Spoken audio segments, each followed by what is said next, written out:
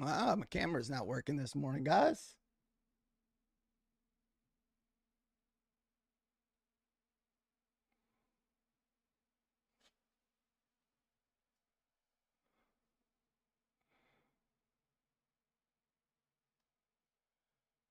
Come on.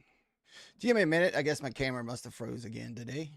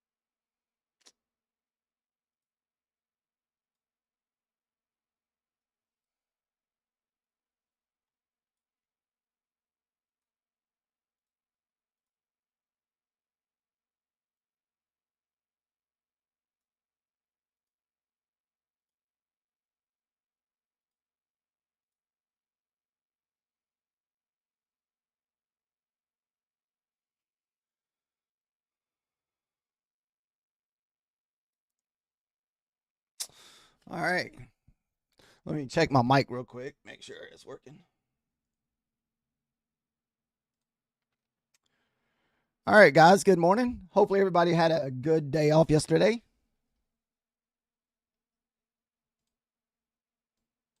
All right. Sounds good. All right. Let's get Adam's numbers placed on the chart this morning.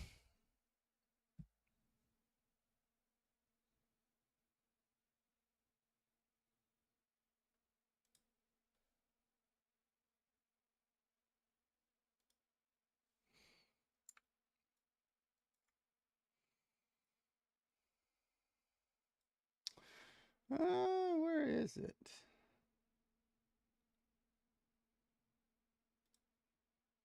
Well, God, I hope I don't have to redo that.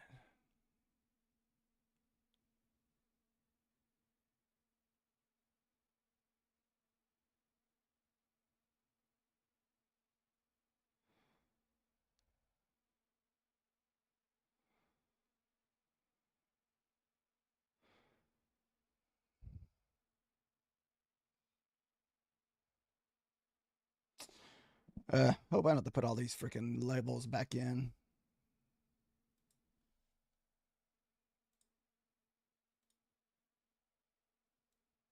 Nope. Might just be one of those deals where we just got to put it back in, guys. I can't find my... All right, so I guess we'll just start over from scratch and just put the levels in. So for anybody that just wants to follow,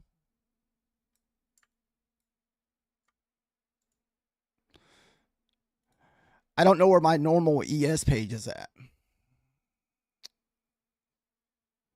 I mean, I guess we can play the pivots this morning. They may line up with his numbers. Who knows? 55.42 is going to be our first support down there. Did anybody trade yesterday?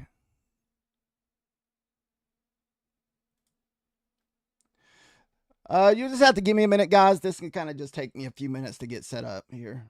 These are going to be our lower numbers, and then I'll grab the high ones.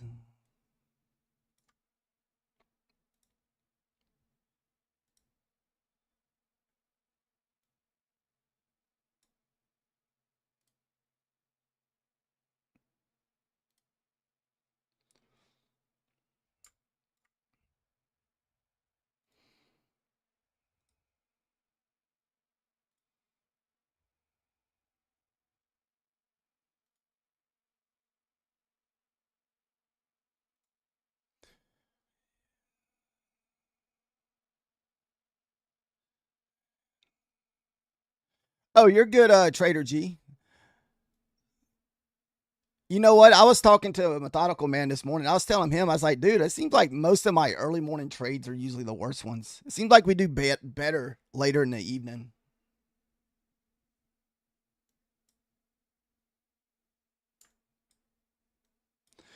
So we're just going to grab the numbers on the low part, then we'll work our way back up to the higher levels.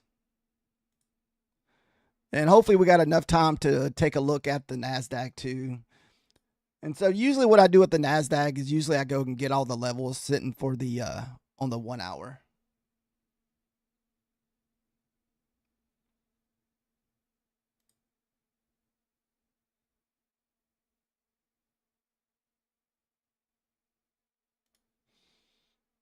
All right. We'll just start with there. All right, let me scroll down. So it looks like we've been on a 7-day green.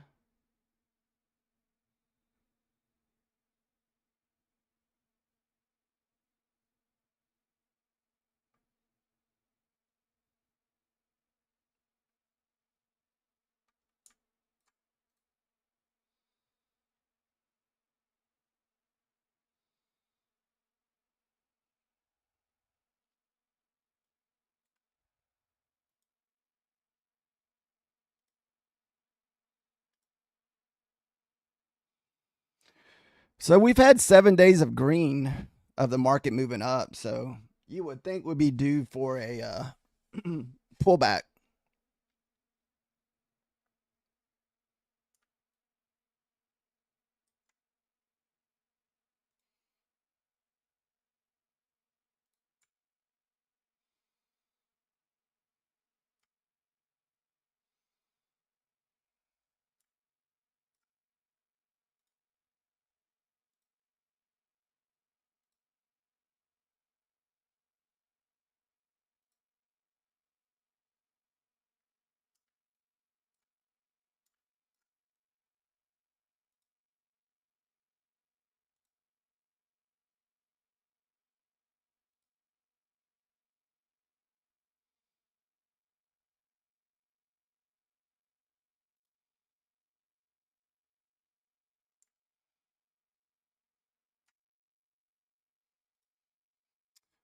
Hmm.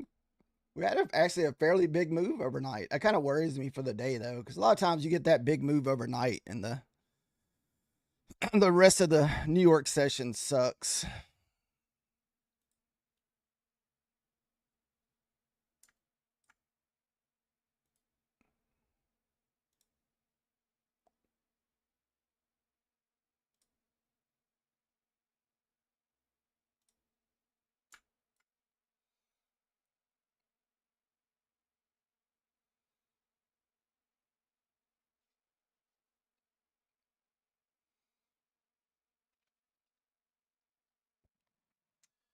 Let's see, 49, 60, 62.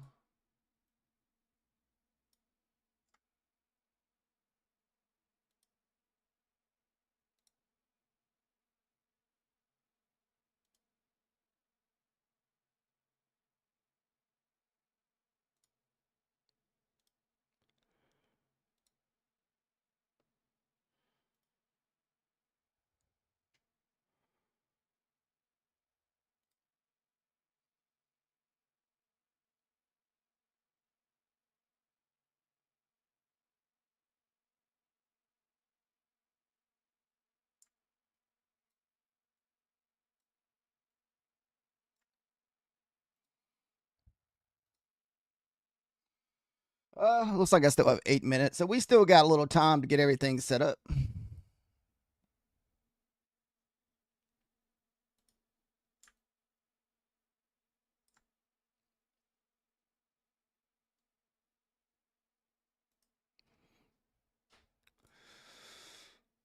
Uh,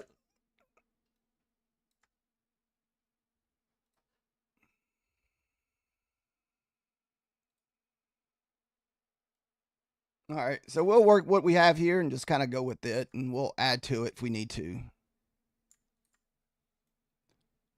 I think we got enough to get us started.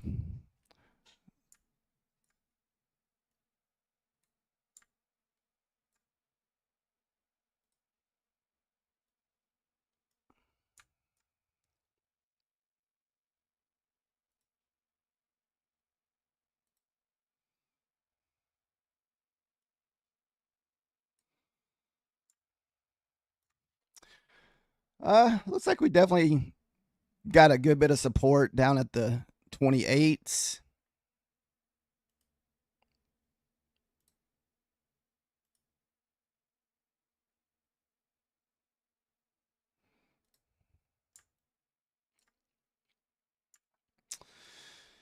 Maybe a little pullback to the 20s this morning, then to move back up to the overnight highs, because we have overnight highs sitting up at the 380s. So this would be our London high. And let's see, I want to say that's going to be our London low. So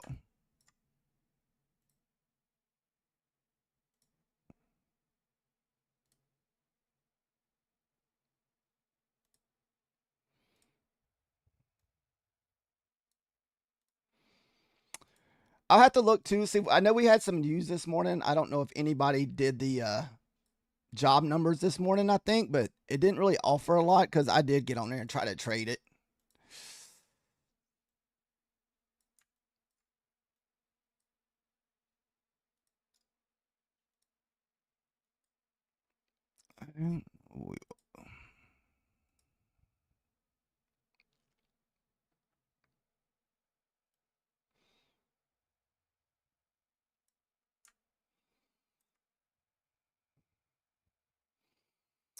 Wow, we had a big 4-hour fair value gap right here, so that we just broke that. So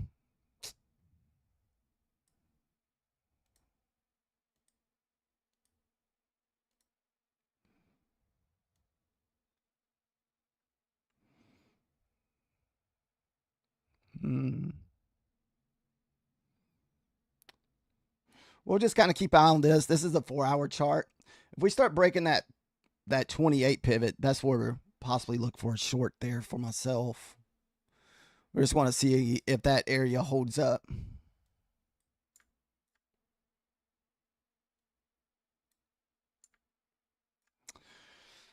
All right, so we got our level set up. Now let's just make sure we do not have any news this morning to put a damper on things.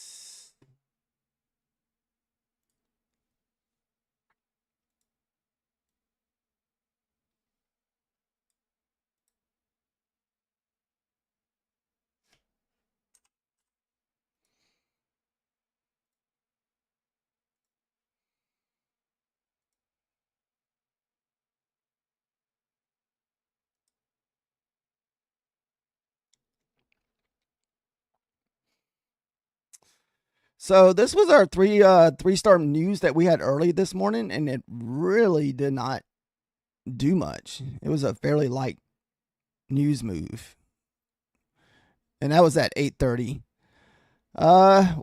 We do have 3-star in oil, but I don't think oil really affects the futures markets too much, so we don't usually ever worry about oil too much.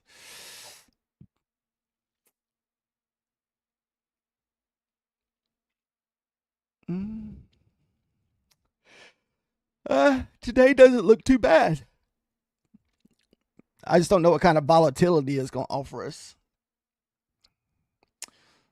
Oh, Friday morning, we got some nice little 3-star news, starting with the S&P Global U.S. Manufacturer, existing home sales, and Fed monetary report. So tomorrow should be a pretty interesting Friday morning, and it's after an opening. So nice.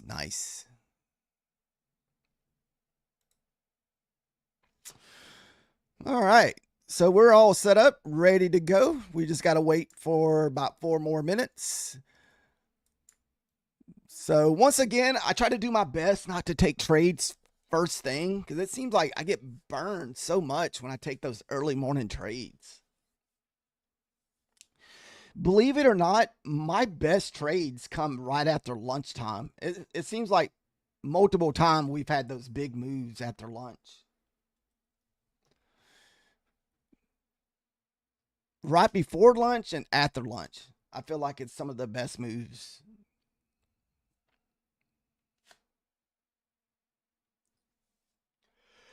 But we're gonna start out trading. We're gonna be copy trading this morning, so we're gonna start out with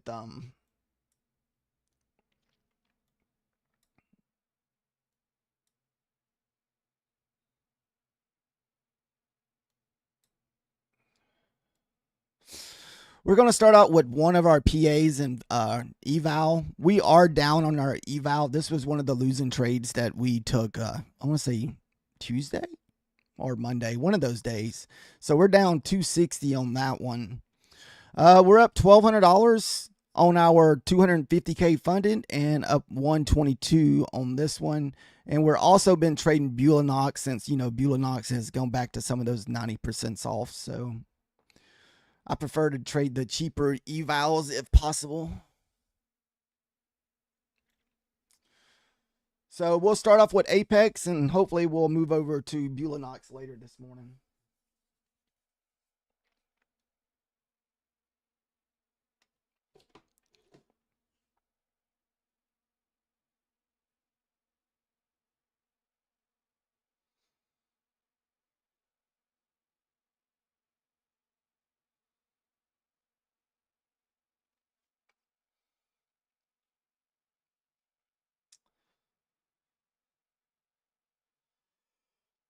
Excuse me.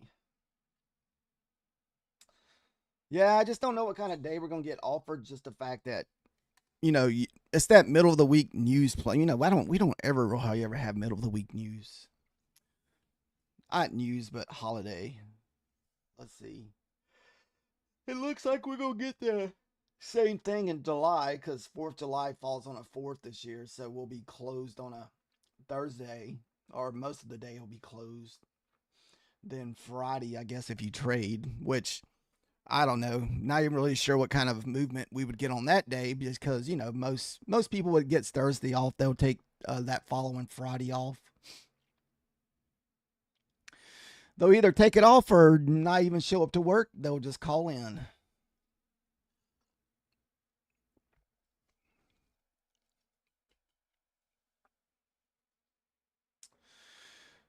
So I know Bulanox is doing a couple days of 90% off if anybody's looking for some cheap evals.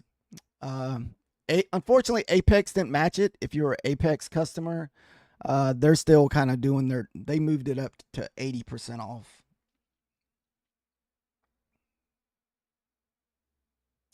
All right, here we go. We got got a little ticker there.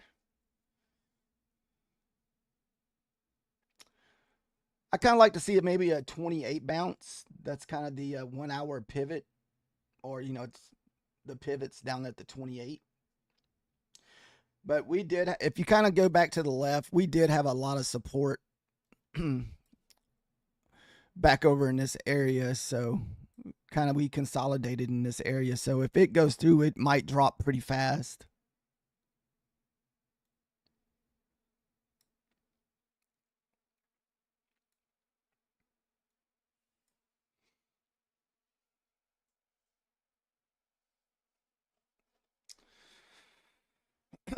I used to be pretty big when I first started trading. About, I would take those opening range trades within the first 5 minutes, then sit around, just kind of watch price action the rest of the day. But we haven't done that in a while. So this is that area we kind of pulled back to the left and looked at. We did consolidate in this area for a little bit before we moved up.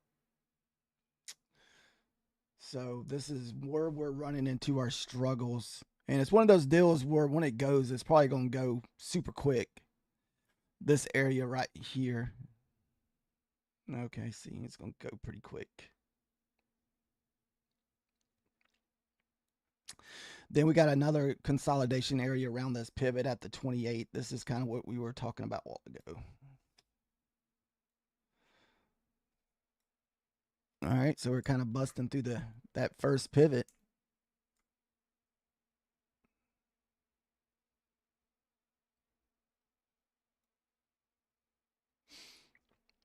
Maybe we can find support at this pivot here.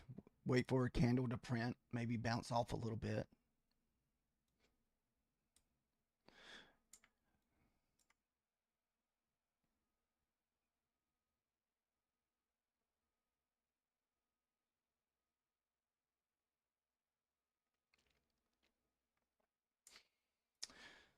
Which maybe this is finally a red day. We've been green for 7 straight days. We've been just moving up, moving up, moving up.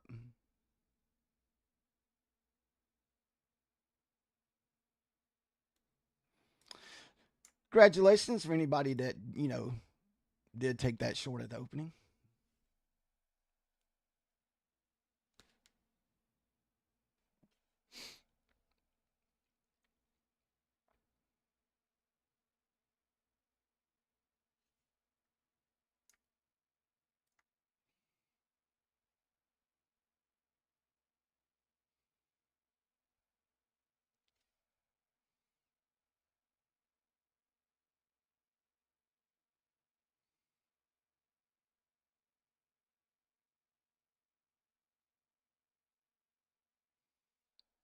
So we're just gonna be patient, just kind of waiting for us to get a direction.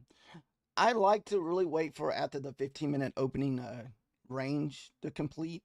And most of the time, once that 15-minute opening range completes, most of the time that's your direction of the day. At least about 70-80% of the time.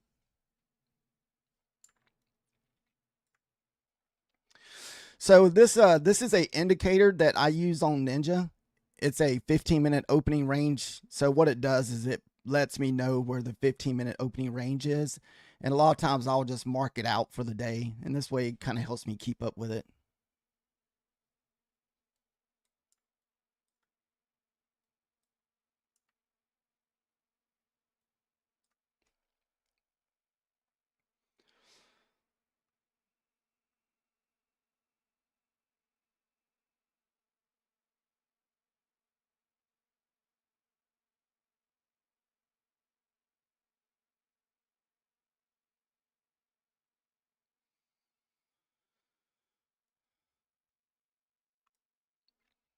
Oh, let's see what's going on the 1 hour there.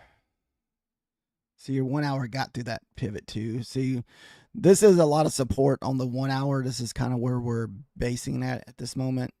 And you can just kind of see where the 1 hour struggle to get through this area here. So if the 1 hour can get through here, there's no reason for us not to be able to sell down.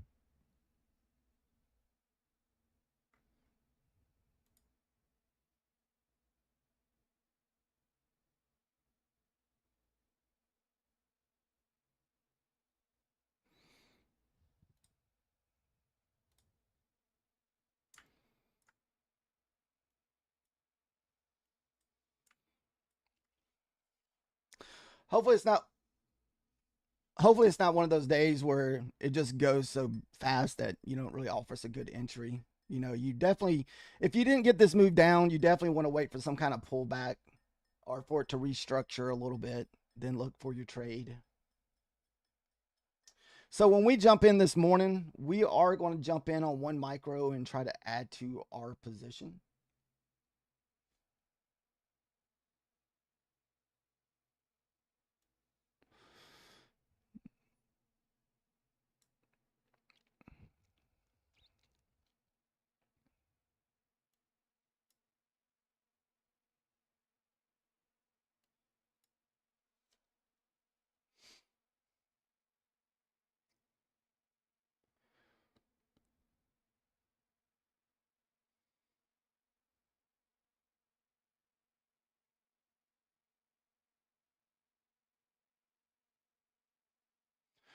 And I also like the fact that we have the London highs to run to. Let's see, all the way back up to 370s from overnight.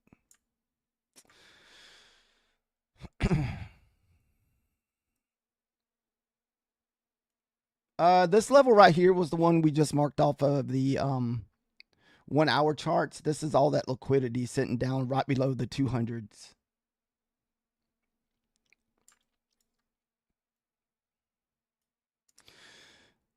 So if we can find support below the 200s, I mean, there's no reason for us not to be able to run this next pivot down at the 179s.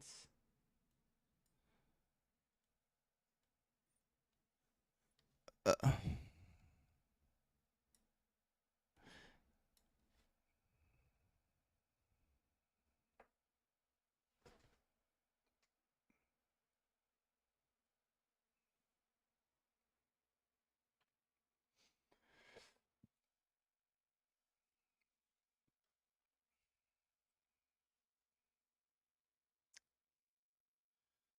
How's everyone else's luck been this week? Did anybody trade yesterday? I did barely even looked at the charts yesterday. I think I looked at them briefly. I hopped on and watched Methodical Man for a little bit, but was still just kind of busy.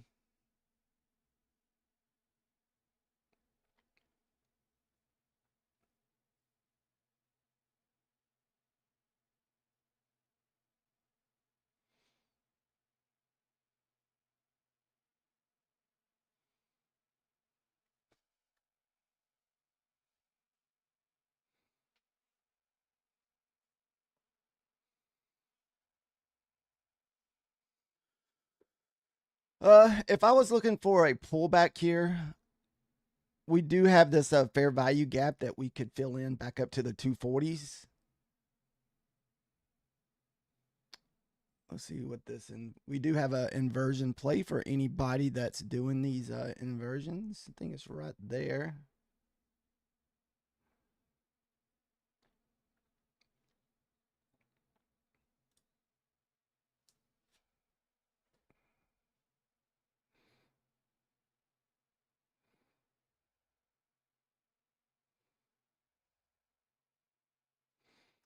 Let's see if the 1 minute offers a better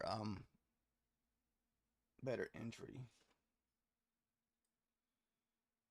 So look, that gap held. We had that same gap over here on the ES. See it held.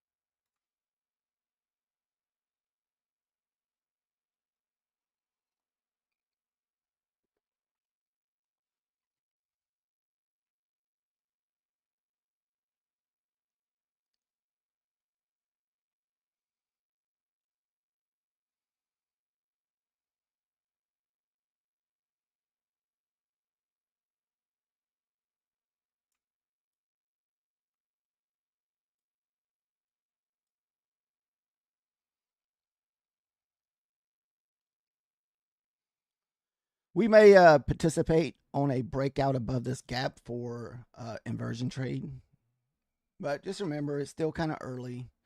We're heading into a pivot on both charts, so that to me that kind of makes it a high risk inversion trade because look, we have a lot of liquidity still sitting up at the 254s where we just kind of bounce. So just take that in consideration if you are, considering doing the inversion trades.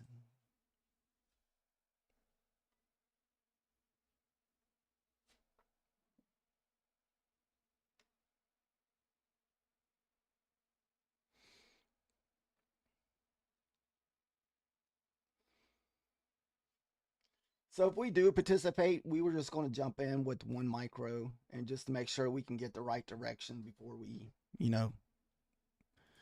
go in deeper.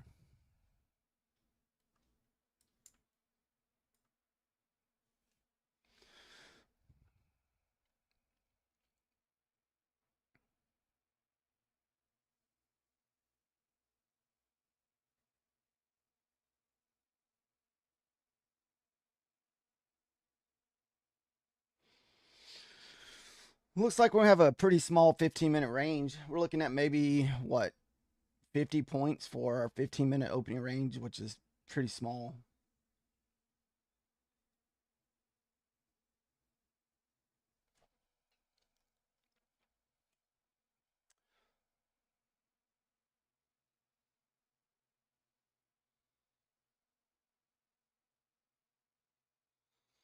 So we just hit a pivot area at the 70s.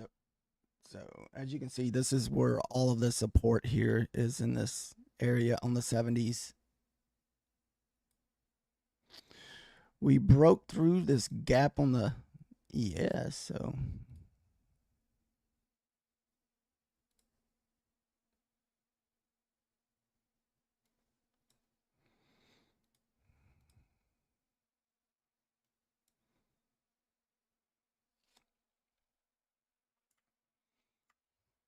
So we are going to do some inversion trade today. Um, but like I said, I feel like this will be a high risk inversion play just because of where our liquidity and pivot is. Our first internal swing, you'll maybe have 10 points. This is where you want to go break even once we hit that. So I'm going to make sure we go into the green before I enter. I like to.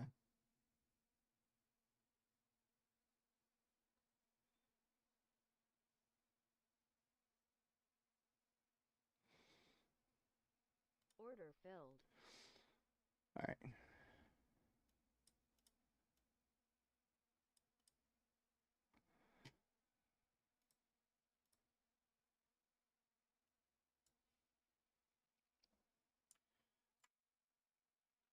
So really, we're supposed to go break even once we hit that 54. But see all this liquidity in here. This is why I was saying this makes it a high risk trade. So this is why we only entered on one micro.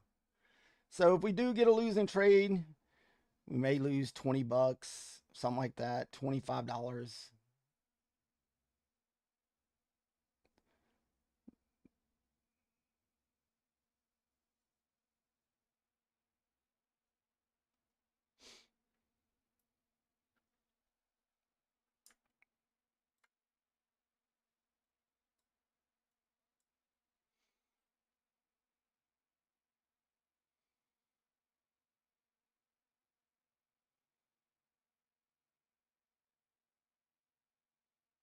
All right.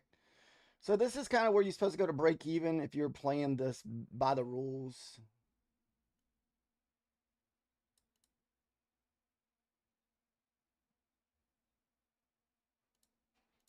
All right, so we're gonna go to break even on this one.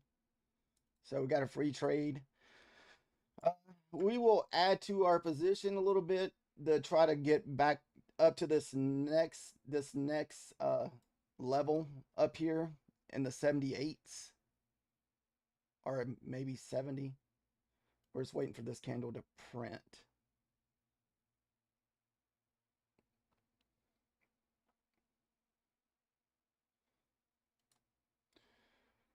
We'll just take a little bit, even though it won't be much if it comes back and stop us out. We're 3 points over our entry.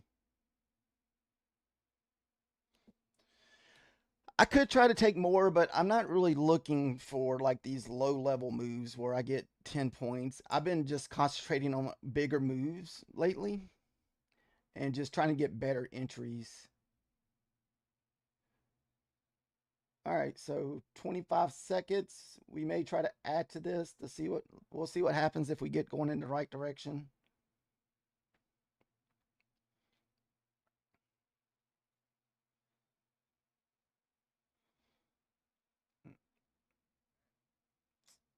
We hit a we got to get through that 75 on the ES. That's kind of where we run into some support.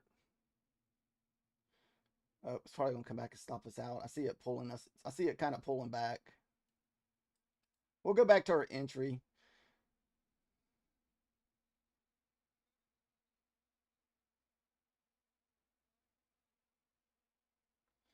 So you could have taken this trade for at least 10 handles if you had taken this trade, but I'm trying for more.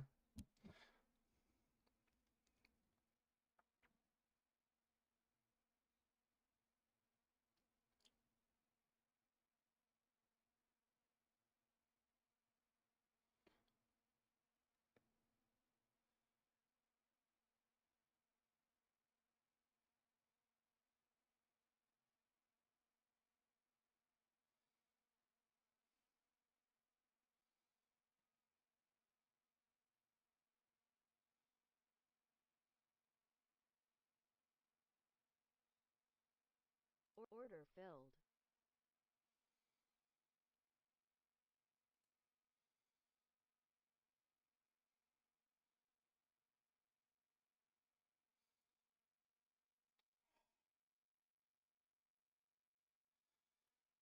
I don't really like it because we're not moving.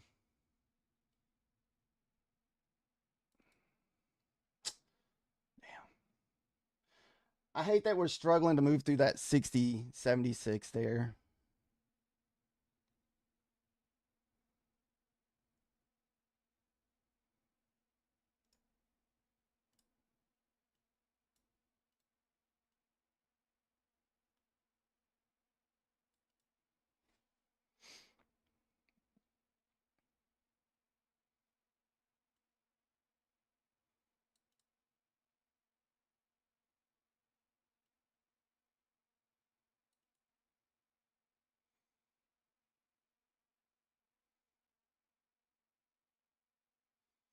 So we're using the 2-minute candle to move up, and so this could come back and stop us out because we're right below that previous 2-minute candle.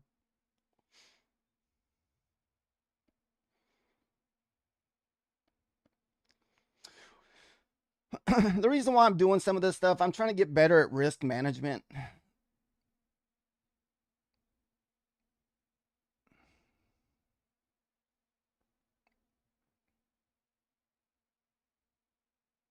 Looks like it's going to come back and get us. All right, came back and got us.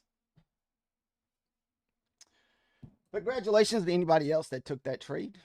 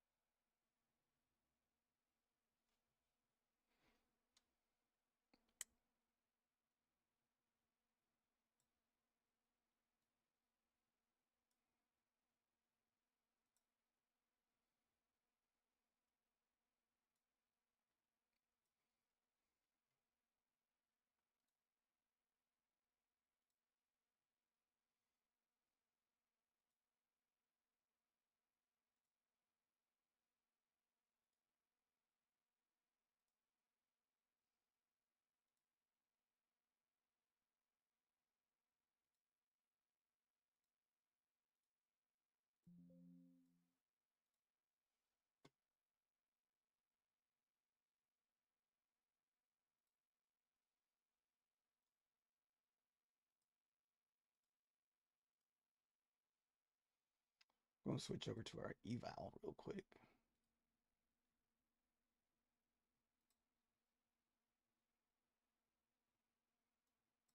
Oh.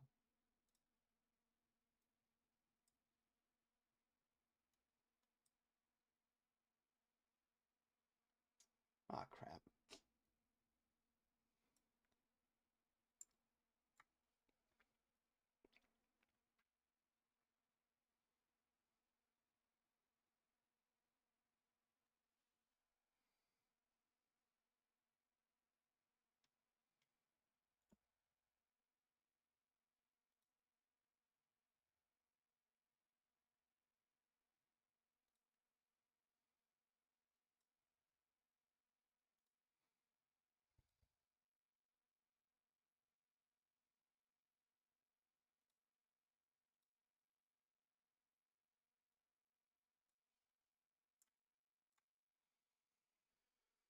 And so we want to see this gap right here to hold up for, you can possibly, if you miss this first entry, you could look for a reversal out of this fair value gap if it holds.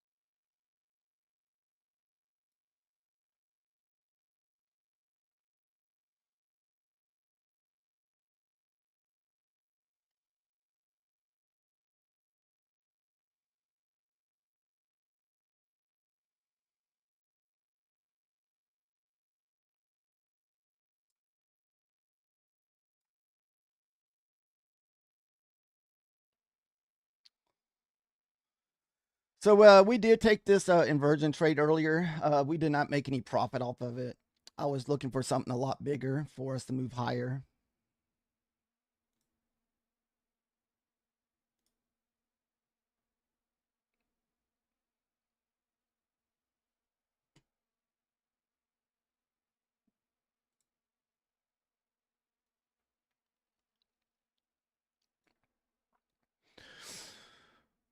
We'll need to move through this 75. Maybe if this fair value gap can hold, this pivot can hold, then kind of get through this 75 here on the ES.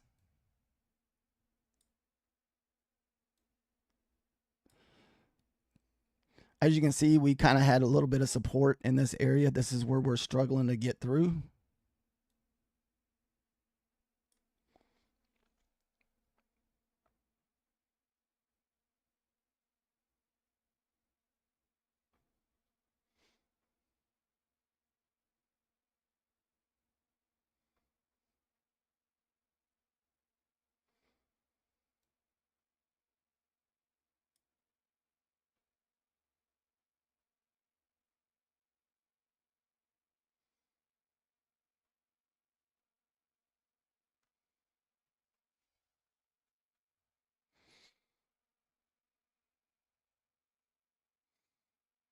All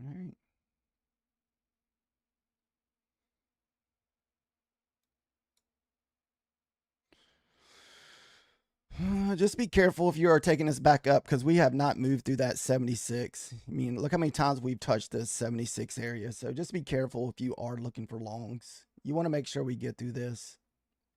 And this is another level here too. This is why we kind of mark out our levels, and they're usually pretty much spot on.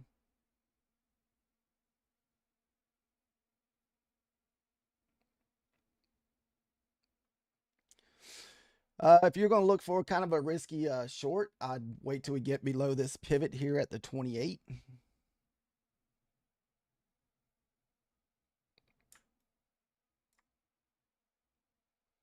Where's the VWAP? Up here at the 76s?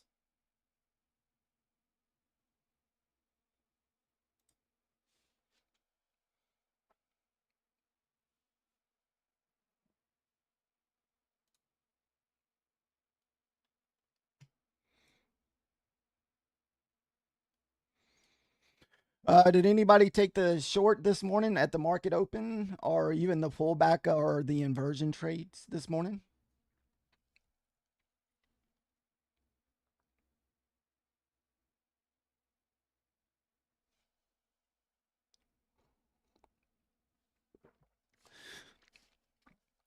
May have to end up up in the ante a little bit on this eval because we're down a couple $100 on this one.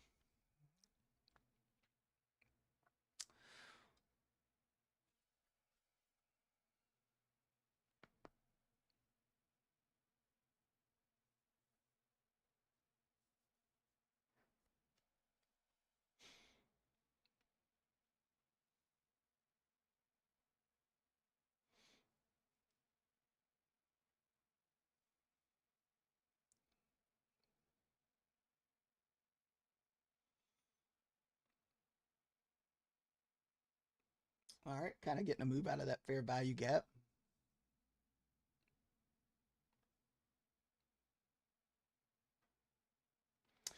I'm still not convinced we're moving up until the ES gets moving up.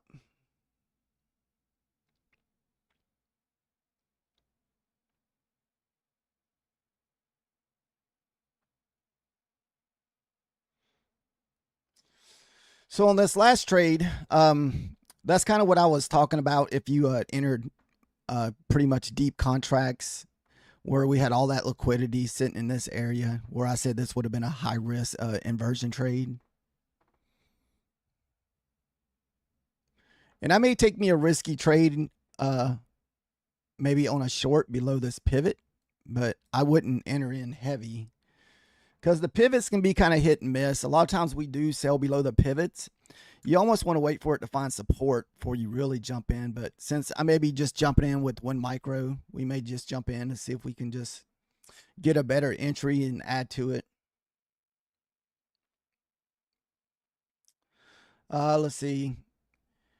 You probably have at least into this area. I think this is off of either the 4-hour or 1-hour support. So this is the area that we would have to really get through for us to continue selling off for the rest of the day.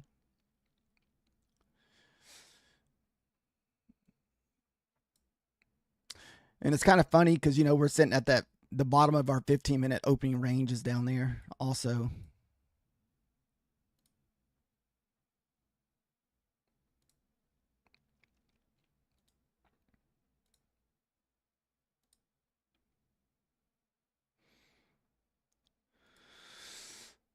these areas would probably be your safest play if if you got the patience to wait it out, is to wait and see what's going to happen in this 15-minute opening range.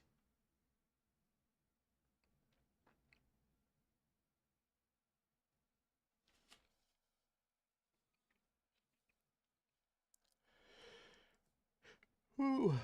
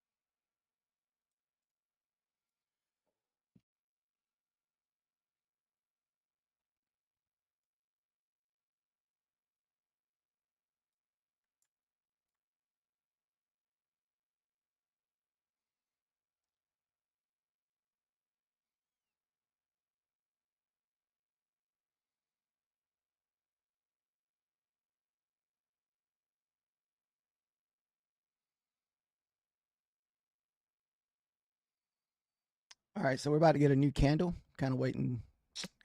I was hoping we would push down, maybe find a little support at that 28.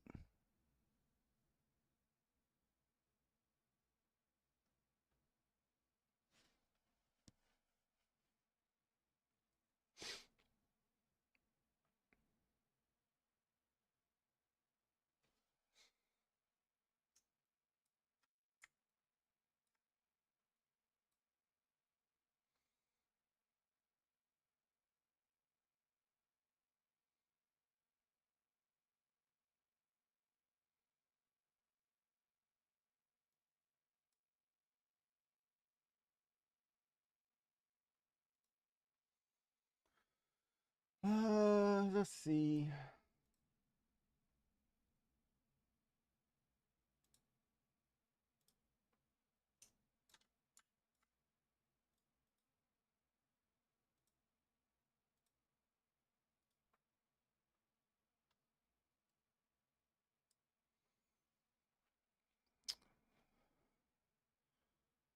I feel like we're going to get ready to look like the 1 hour's moving down past that pivot there at the 28s. Let's see if I can wait out this candle and see what's going to happen here.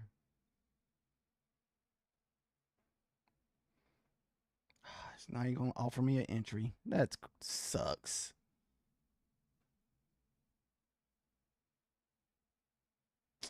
I wanted to kind of get short around this pivot, but I don't want to have a huge stop loss.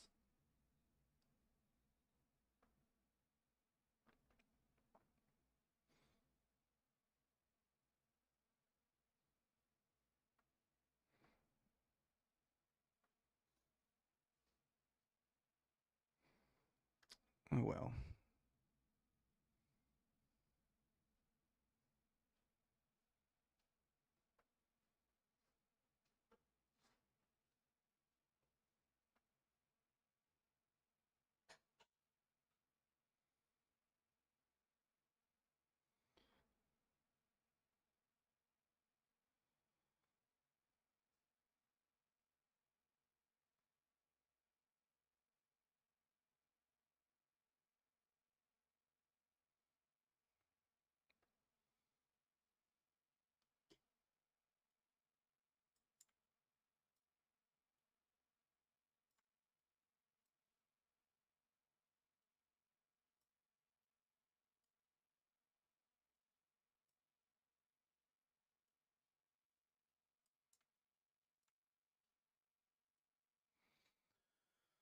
What it is, I'm also sitting here kind of looking to the right, just kind of seeing what this 1 hour chart's going to do. The 1 hour sitting at this pivot. So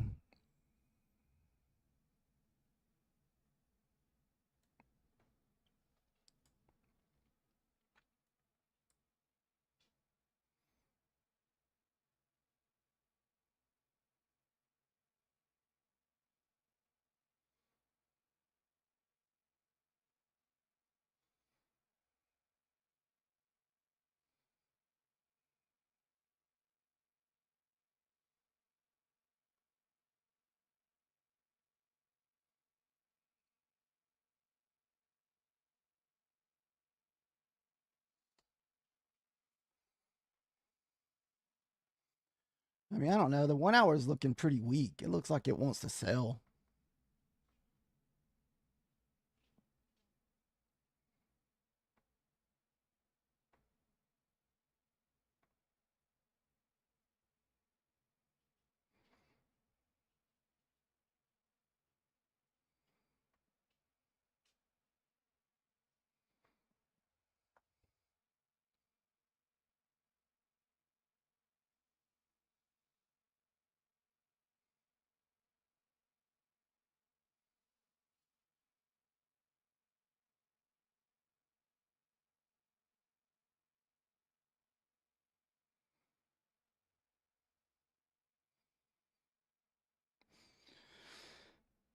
I may take a low risk trade right here and just put it at the top of this previous 2-minute candle. Just trying to wait and be a little.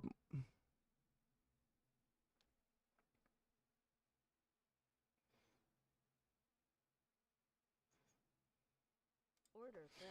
I'll try it. We're not gonna be risking that much. Take it back down to, let's say, the tens. We're not going to add to this one just because I don't feel like we have a lot of running room. So I feel like this is just a trade to try off of the pivot here. And it looks like we could possibly push back down to the 205s. So. Target filled. All right. So got a little bit of our profit back.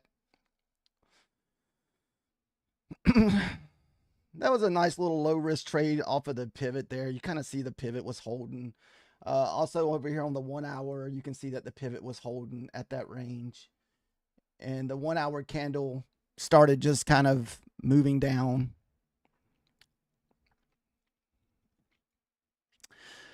But I really wouldn't feel comfortable with shorts until we get through this area here. This is a pretty big consolidation area on the 1 hour chart.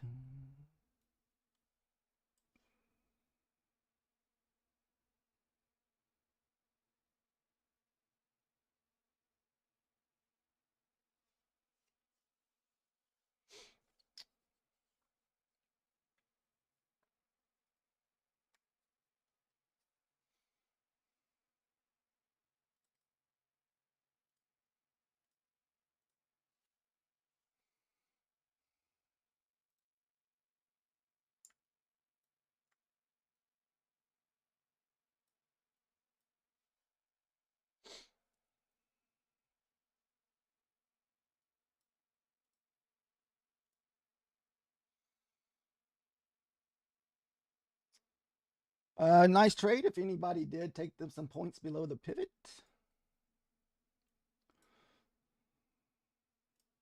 Ah.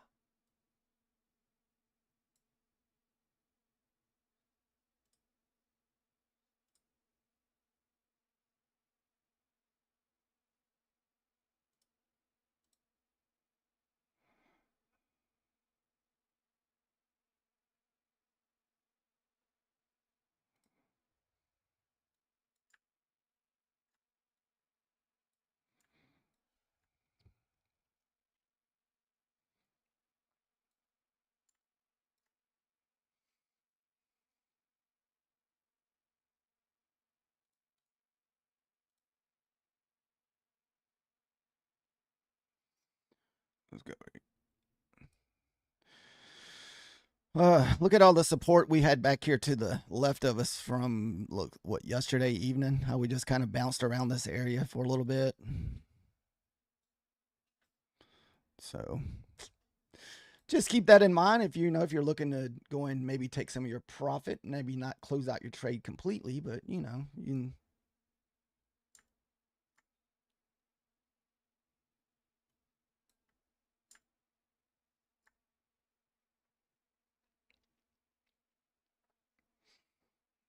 Boom, it's gonna go quick.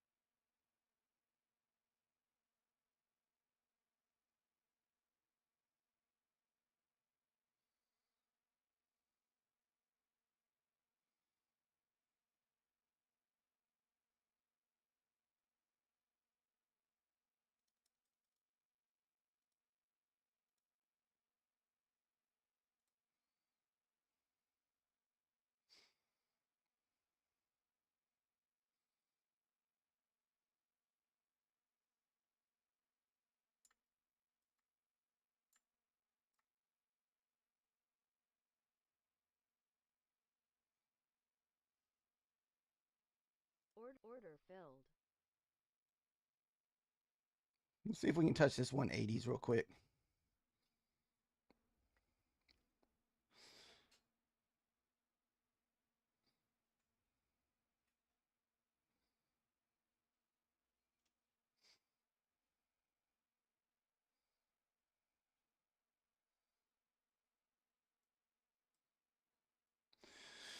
This one was a little bit more higher risk trade. This is why I didn't really talk much about it. Just because we're at the bottom. I was seeing if we can go from pivot to pivot. The 1 hour chart looks like it could get down to the 180s there.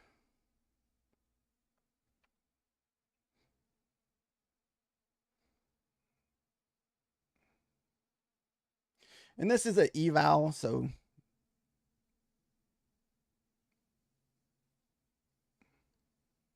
we haven't really found any trades we like with our funded account yet. We're just kind of sitting on those.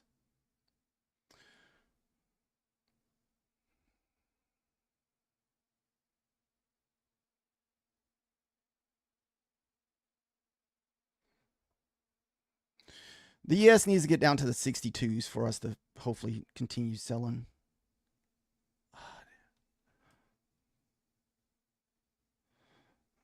Target filled. All right. So we got our profit back. So we're going to be up $68 instead of down 40. So we'll just be patient and wait on our next setup. Even though I don't really feel like that was a setup.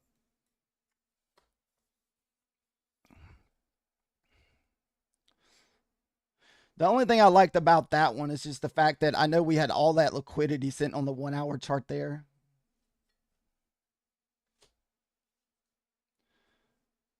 I mean, the 1 hour chart is like, let me show you this 1 hour candle. This thing is just waterfalling. I wish I had the guts to hop in at this previous pivot. Remember this pivot sitting up here at the 29? God, I wish I had the cojones to jump in there and hold.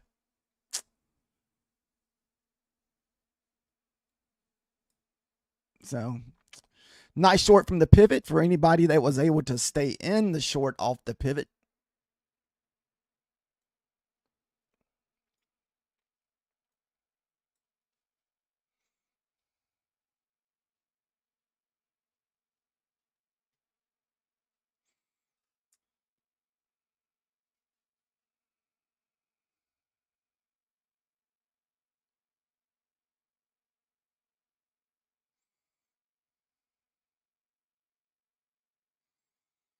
And did we get a pullback? Any kind of...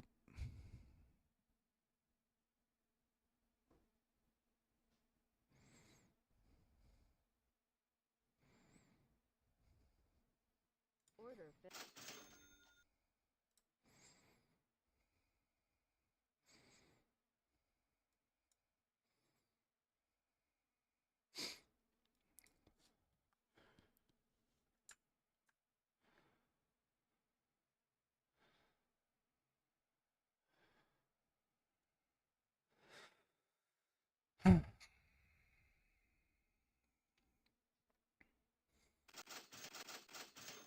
Stop filled.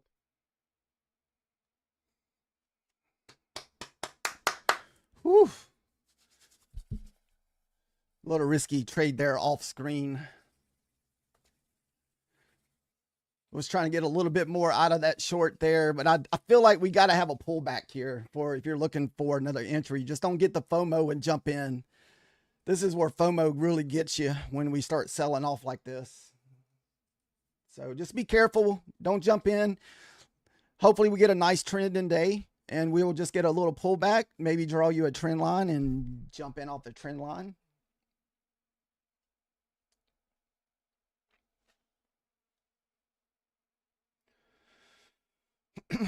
I kind of still feel like 32 is still kind of in play. I want to say we had a equal lows somewhere. I looked at them this morning, but I just can't remember exactly where they're at.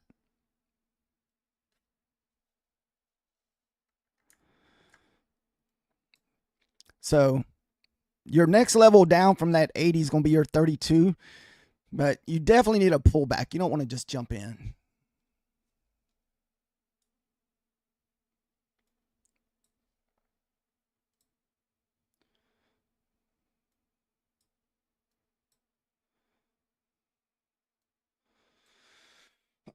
So we did get a little bit of a FOMO over here on our funded account.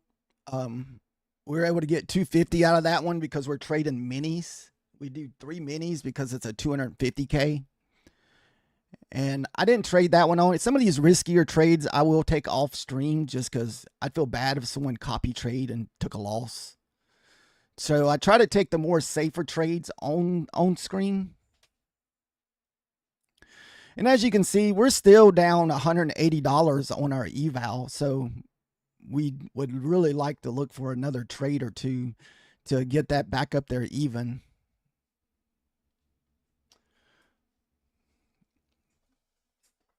So we're definitely done. No more funding trades today. We need to make sure we put that away and don't risk that anymore. Hopefully I can just build me a nice little cushion with that funded account. And this way I can just trade it a lot less riskier.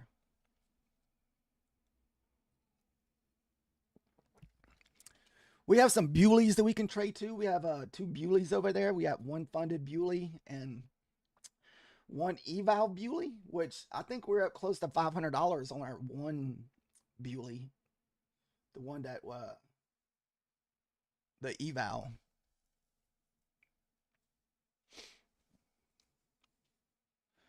All right. 32's incoming, guys. There comes the 30 probably.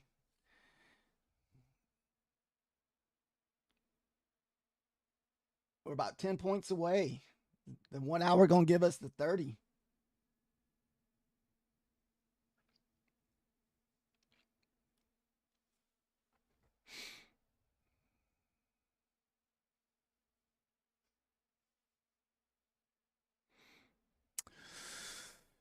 So this move here, it pretty much offered me 2 winning trades. I took little points. I took it off the pivot. I waited for us to kind of bounce off the pivot, and then I just took it down to the lows. I almost wish I had left it because, I didn't really expect us to sell off 70, 80 points.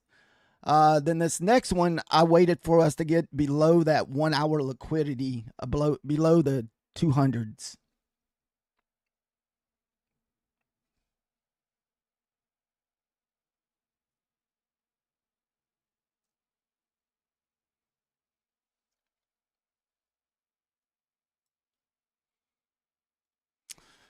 Just kind of watching this 1 hour chart over here.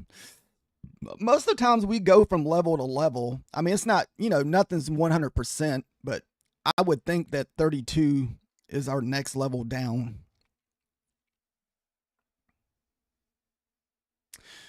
But, like trading, how does it get there?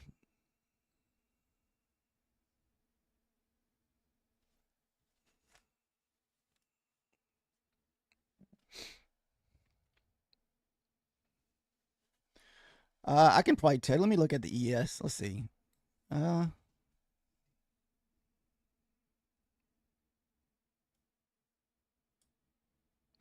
got the wrong ES chart over here.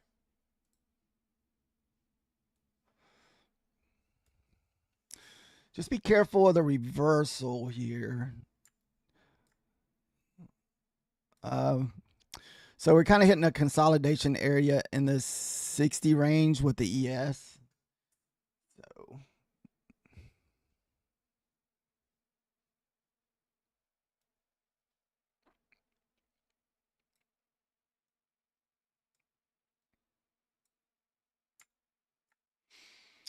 all right. All right, I think we're going to get that 32 push. The ES is finally breaking that 62. All right, there's your 32. Oh, there's your, excuse me, 32 push.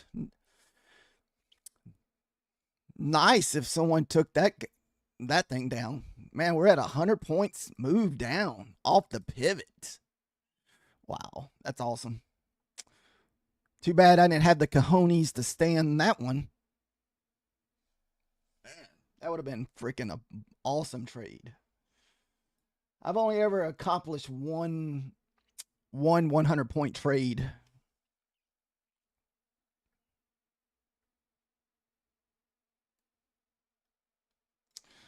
Whew.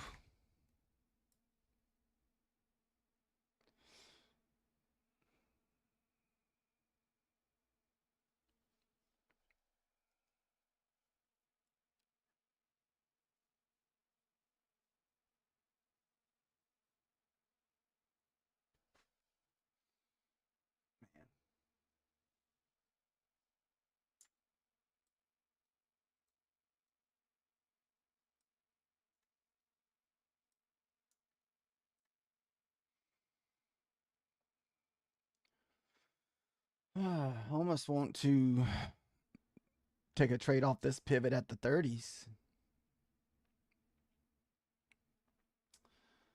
Kind of waiting to see what the 60 does on the ES. If the 60 fails, we should sell to the 50 on the ES.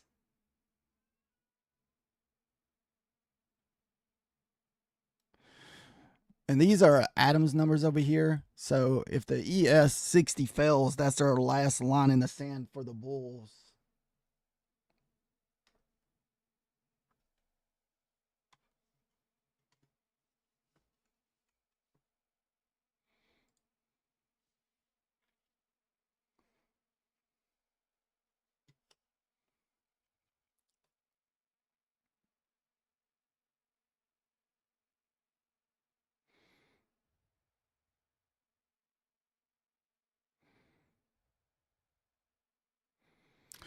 So we're kind of retesting that 60.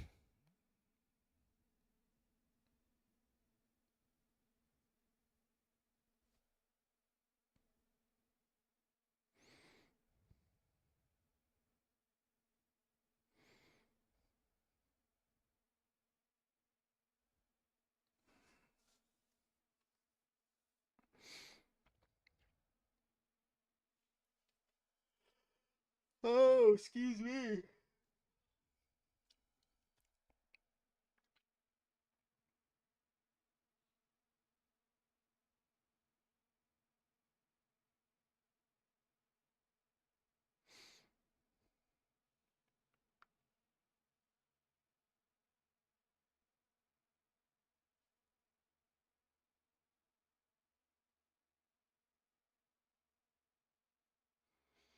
So we are getting a little bit of pullback off of that 32 on the 1 hour chart. And see, that 60 was kind of like our line in the sand for the bulls here. So for the bears to take controls, they have to lose the 60 here.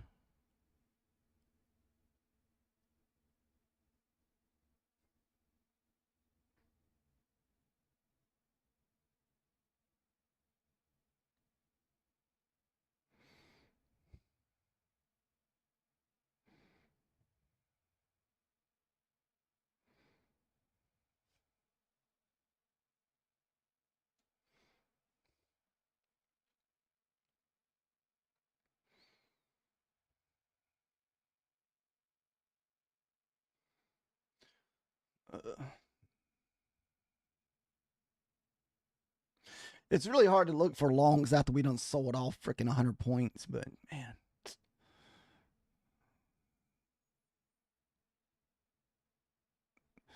Just kind of waiting. I'm watching the ES to see what we're kind of doing in this range here. We're at a pivot at the 63 on the ES. See how we're just kind of bouncing off that gold line there.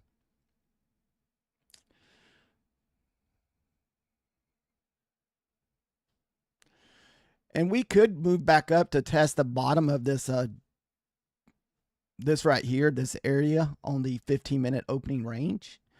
So a lot of times during the day, we do move back up and test the bottom of the 15 minutes. So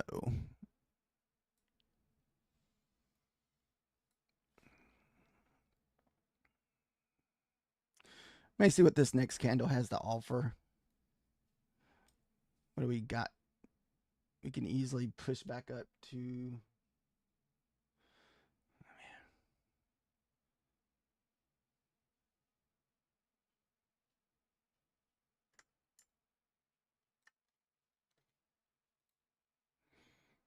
Let's fib it real quick and see what we get.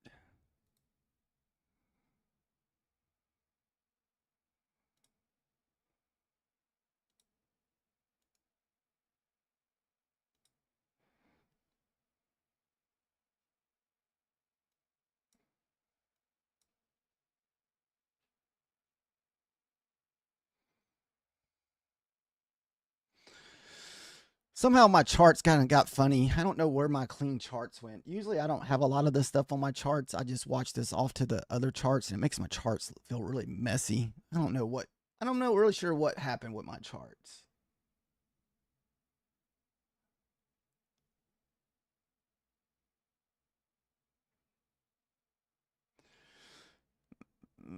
May just have to redo them because I can't stand all this stuff on here. Let me just take this off. I'm not really sure what's going on. Yeah, see, that's definitely not the right stuff, but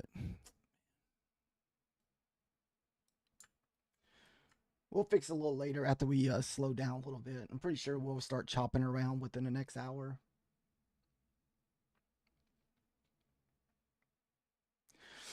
So if you pull the Fibonacci on this, 79 is probably our 50% pullback. 60-70% would be up at the 200s.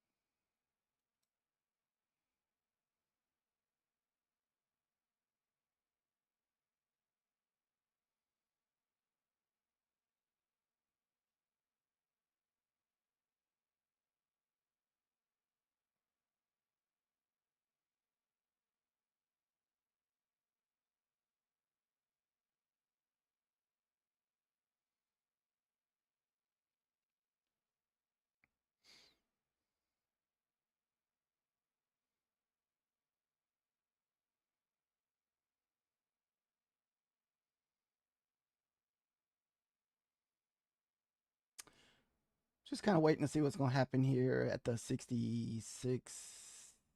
Yeah.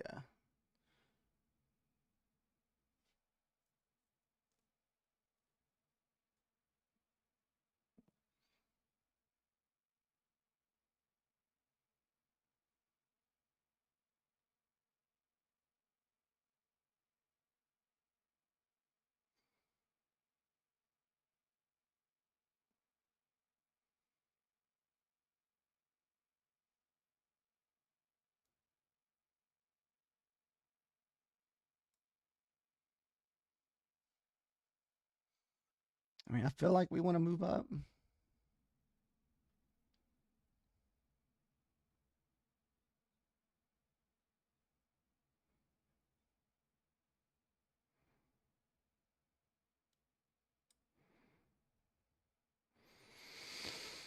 May take a little bit of risky trade here once this candle prints. I feel like we are going to get resistance up there at the 79.80s.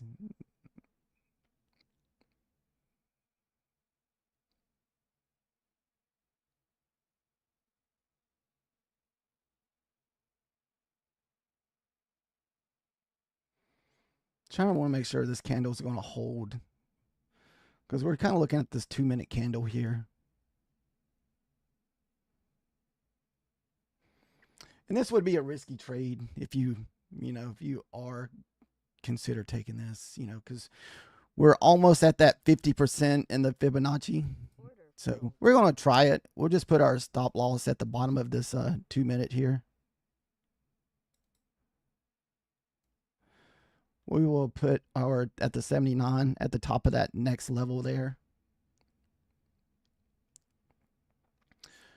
I can't really tell if I'm. Let me draw a line because I really can't tell. Yeah.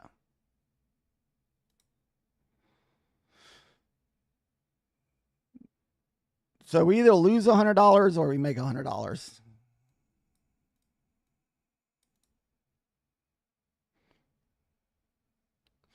We have all that liquidity sitting up at the 70s, so I was hoping if we break the 70s, we'd go quick. That's why I was just to let you know this is a high risk trade.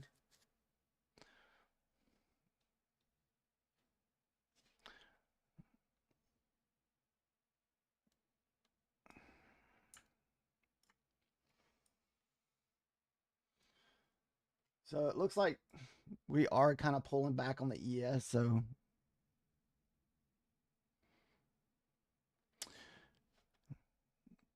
if I don't see any green on this next candle, we may go and just cut it short.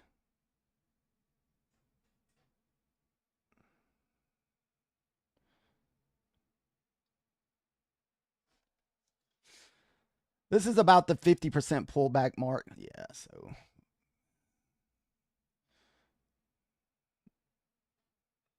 No, ES is pulling back too deep, so we're going to close that one down.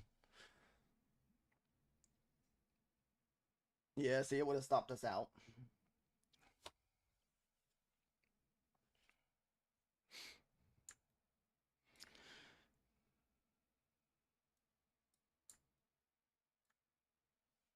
All right, so we're pretty much back to break even for the day. Oh, this thing's probably going to come back, stop us out, and now it's going to go.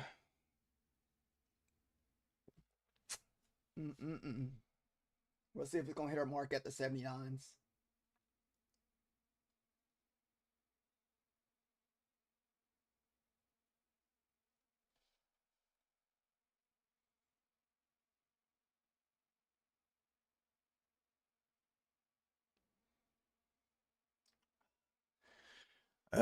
Look at that crap, man. It's probably going to get we would have made our $100.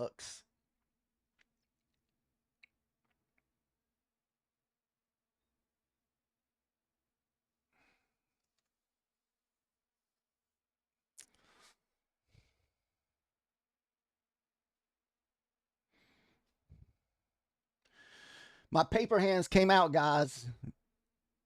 I might jump back in if we get above this 79. Take it up to the 200s.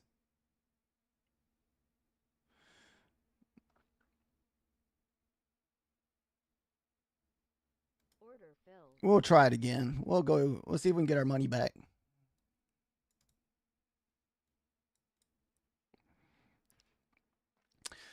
And it may just be another failed trade because we haven't really broke that 67 where you want it to break.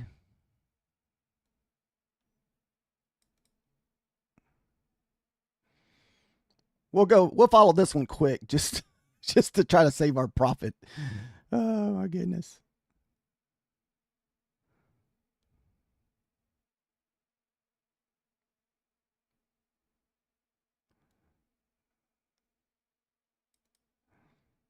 All right.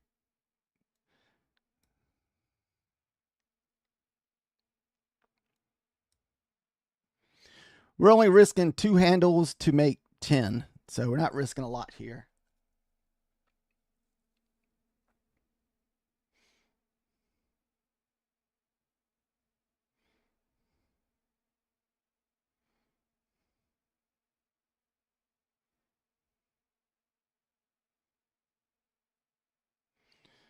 Dude, come on. It didn't.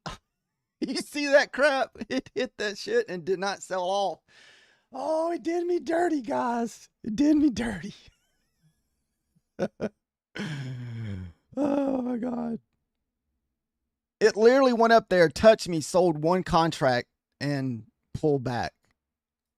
All right.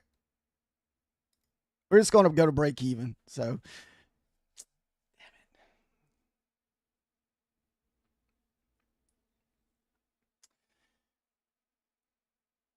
that should have been a $100 trade.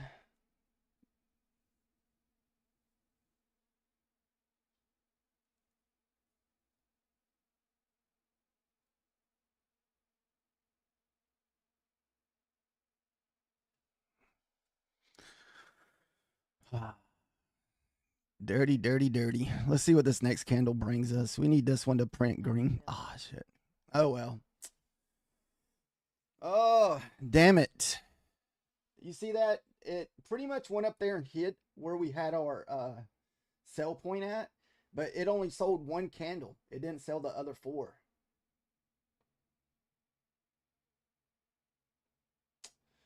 I feel robbed, guys. I feel robbed.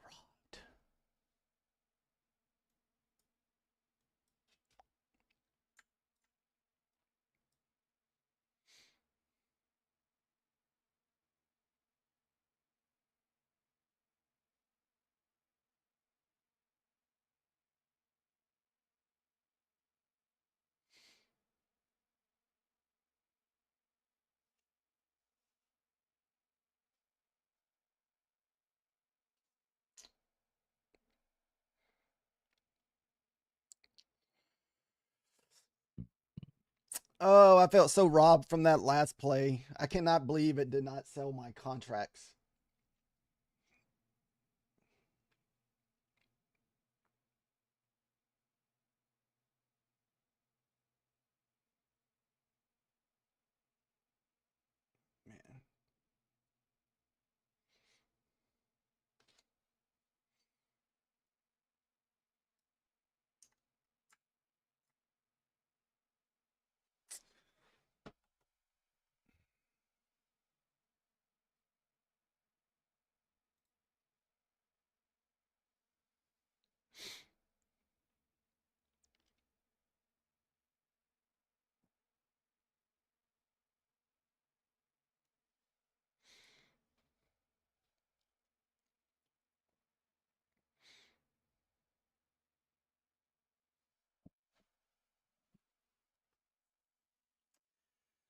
I gotta say, so far it's been a pretty good trading day. Most of our entries have been winners, but except for that one right here, I chickened out. If I had the cojones and the diamond hands to stay in that, it would have been win. We would have probably got all of the contracts we were looking for. I re-entered again above this level here, looking for the 90s, and it looked like it touched the 90s, but it only sold one of our contracts, so we were only able to get 14 bucks out of that.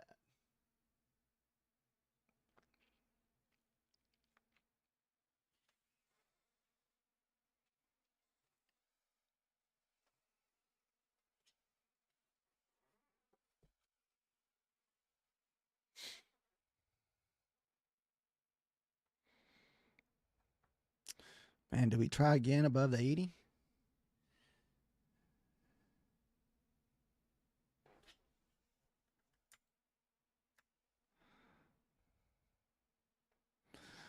Maybe a little risky.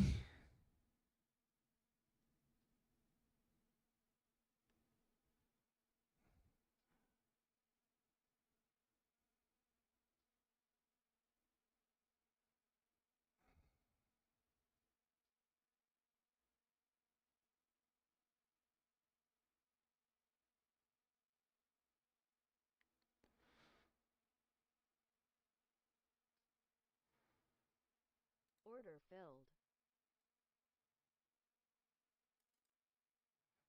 Ah.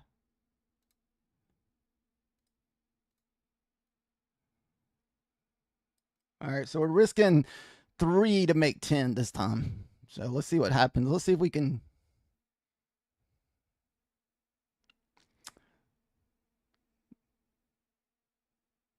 Target filled. All right, we were able to score that time, guys. Woo, got back in above the 80. Whew. Kind of looks like this VWAP could be our possible destination there.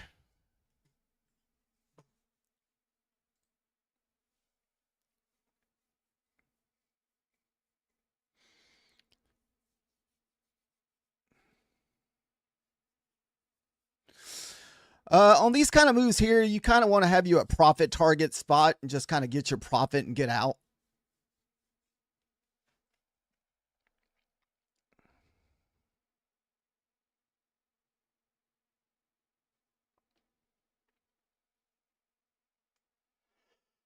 Oh.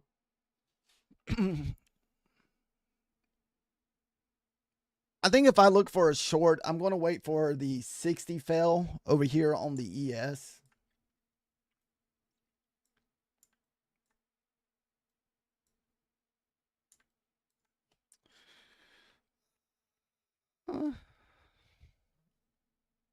Let's see.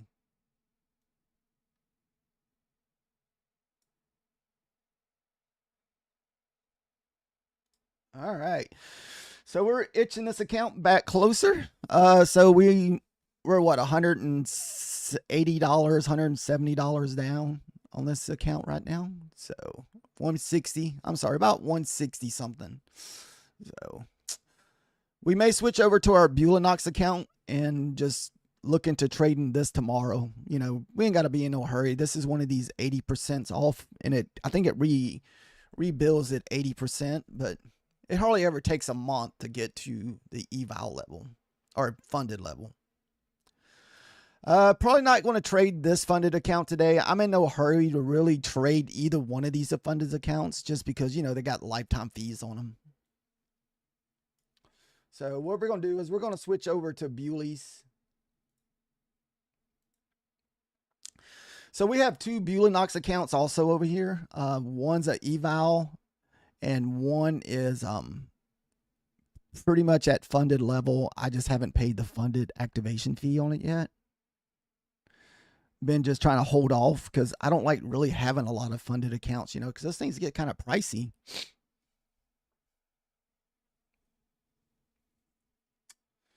Well, is it going to connect?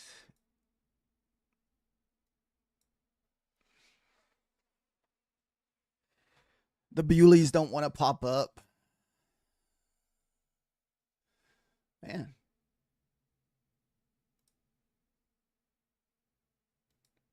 Hopefully I just didn't freeze my ninja. The ninja.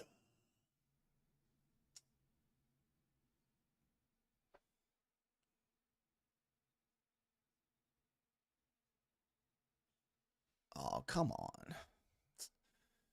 I just froze my charts, I think. Damn it. I disconnected from. Let me try disconnecting, put back. I guess I can't get bullied. Oh, there it goes. There it goes. Took a minute.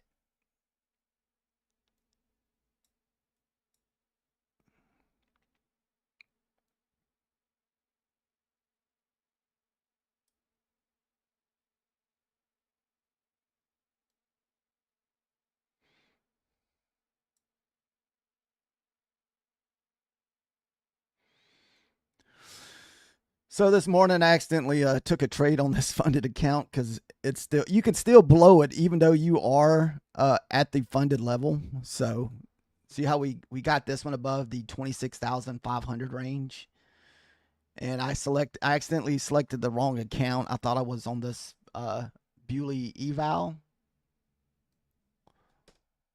So we still need another $1,000 on this Bewley eval to get it to the funded level.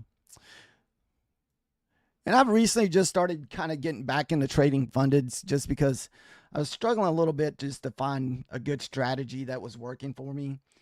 So lately we've been just kind of focusing on the inversion trades, which we took one of those earlier, even though we didn't really take no profit from it, just because I was looking for a lot more. So if anybody took it, it at least offered you 10 to 15 points, if I'm not mistaken. So and I've also been looking just for level entries, so where I like to find a good level to enter.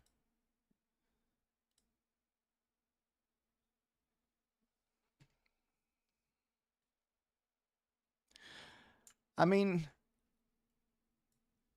there's a lot of liquidity sitting in this 200 range on the 1 hour chart, so it's hard for me to see if we push back up through there, but you know, you never know. And another thing that I feel like we're going to stay short, and this is in most cases, see this 15-minute opening range. A lot of times we pull back and retest the bottom of that 15-minute opening range. So whenever I do see us push through that, sometimes we'll push through it, but only go maybe halfway up or at the highs at the most.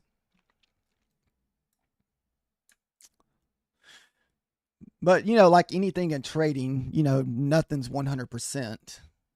This is just different type price action stuff that I usually just keep an eye on, you know, just to kind of see how the market does and how it moves.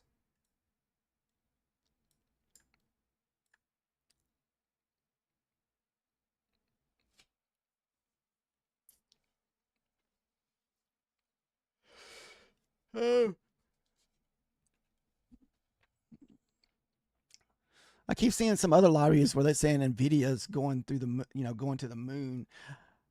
Uh, I'm not really that familiar with Nvidia as far as the charts go, so I don't know if Nvidia goes up, does the, you know, how much does it carry up the NASDAQ and the ES?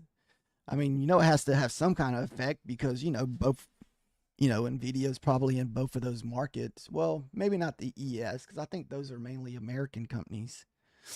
NASDAQ, I'm not sure. I mean, I guess that's just something we could Google.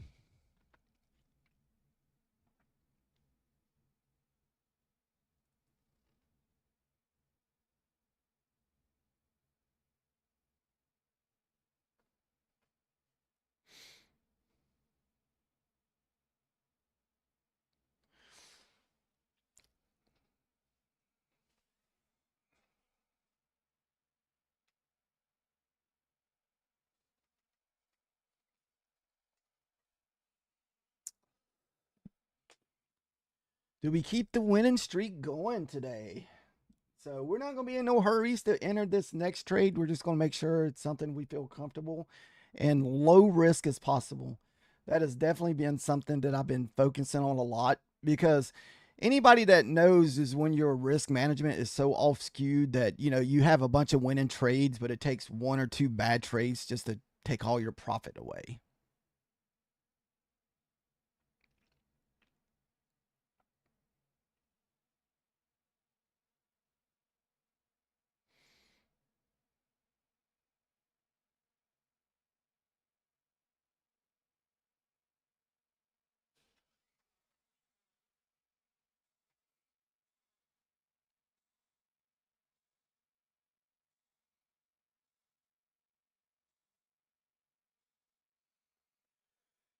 So that there was probably taking these equal lows. Got equal lows sitting there. We also had equal lows way back down here, if I'm not mistaken.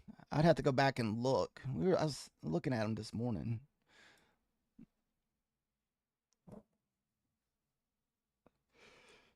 Oh, excuse me, guys. A little bit on the tired side today.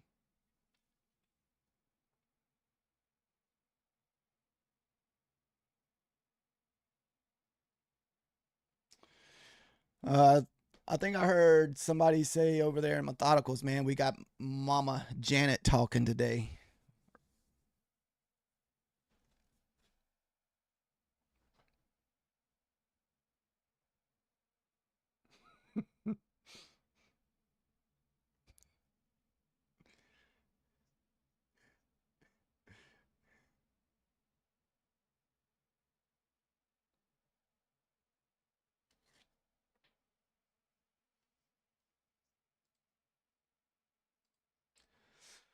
Hopefully, whenever we get back over to next week Monday, we're definitely going to be trying to hit more of the later days where we stay on till 3, 4 o'clock in the evening.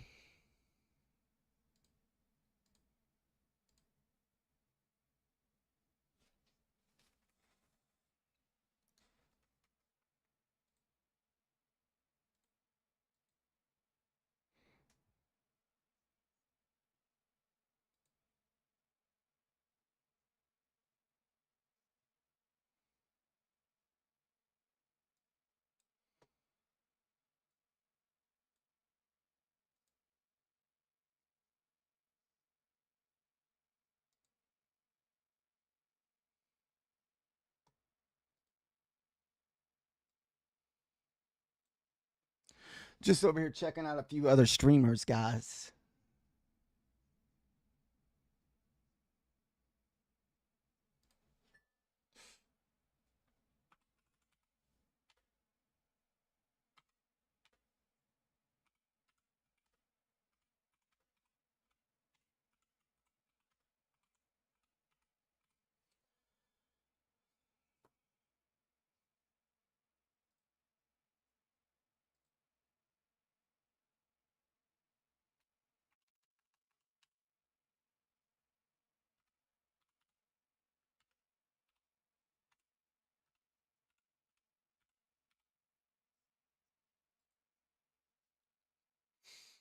All right. So remember, guys, our 60 line in the sand for the Bulls is our 560s.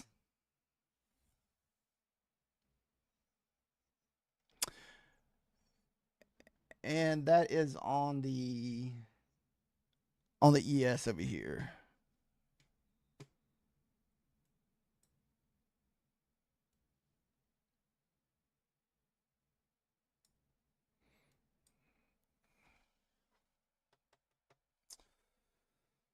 Hopefully everybody's had a pretty good trades already put in the books. This way, maybe get out for the day, limit your risk, maybe change accounts, keep your profits. That's what we're going to do. So we put away our Apex for the day.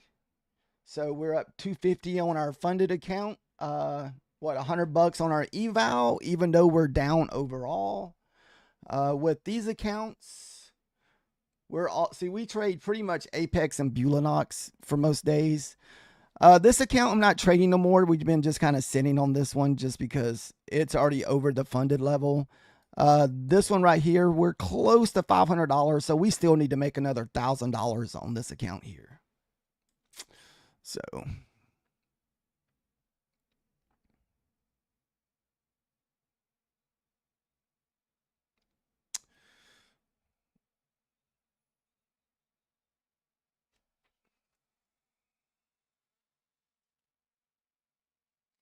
All right, so we're testing the top of that 1 hour consolidation area.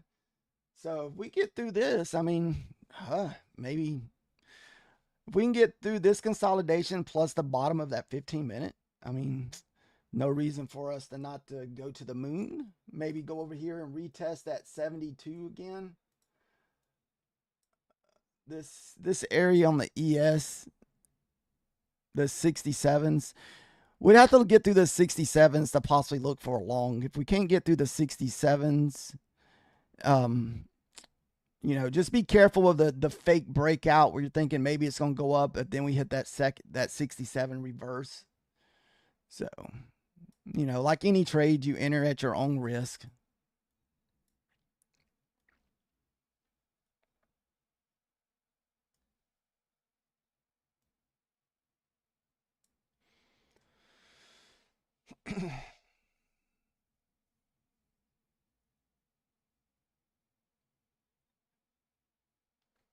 I mean, I still feel like we sell off though. I mean, that's just me. That's what I feel like we're going to do. Just the fact that, we're having hard times pushing back up.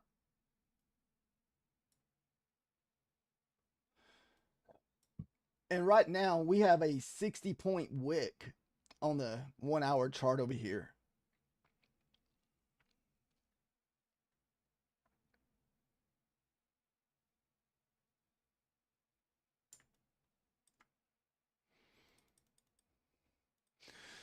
Maybe I'll lower my risk down to just 1 micro if we do decide to enter, because I feel like I've entered a lot of trades so far this morning. And the more you enter trade, there's eventually it's going to get you.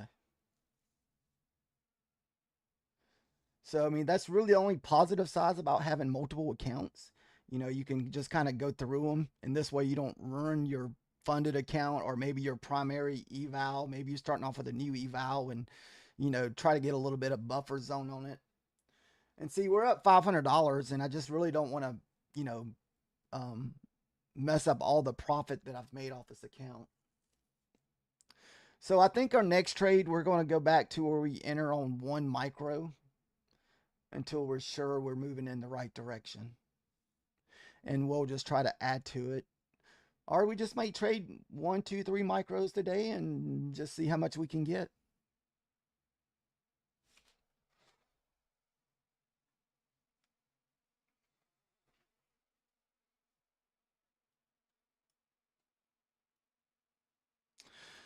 Hopefully it's not a just excuse me. Hopefully we just don't consolidate for the rest of the day and just pretty much just setting up for the after lunch move.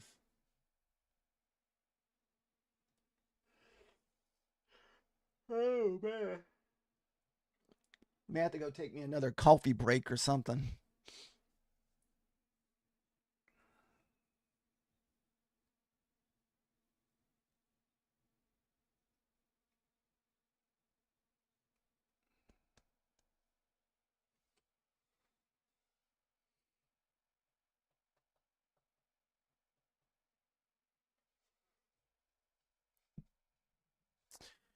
It's gonna sit back and relax a little bit and be patient. We've already been somewhat aggressive already this morning. Hopefully, most of you guys were able to at least get 1 or 2 moves out of the trades we took today. A couple of the trades were kind of high risk, but some of the other trades seemed like on the safer side. The safer ones this morning was the ones that we've taken off the pivots, basically. That would have been back around this 20 area here. See how we push below the pivot, we pull back up, test the pivot, and this is where I decided to get in earlier, is once we tested it. But I also didn't take as much as we could because I only took it down to here.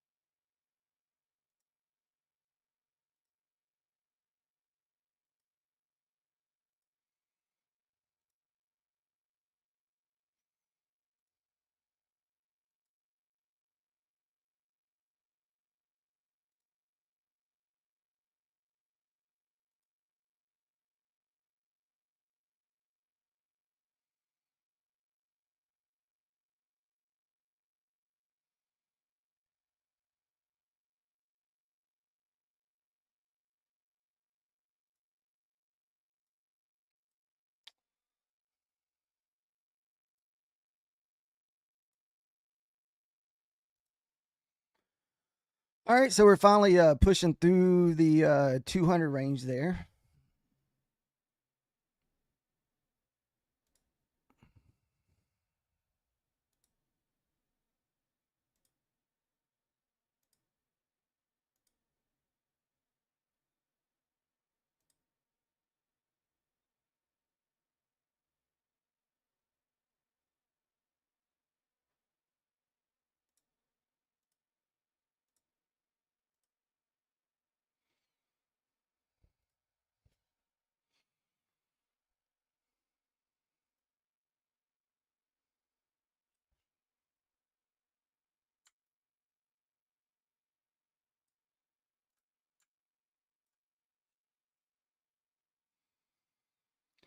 All right, so we should run into some resistance in this area here. We would need to get through the 67s, 55, 67s on the ES for us to continue higher. I feel like the pivot is kind of like our next leg up to the 70s. Looks like the 70s.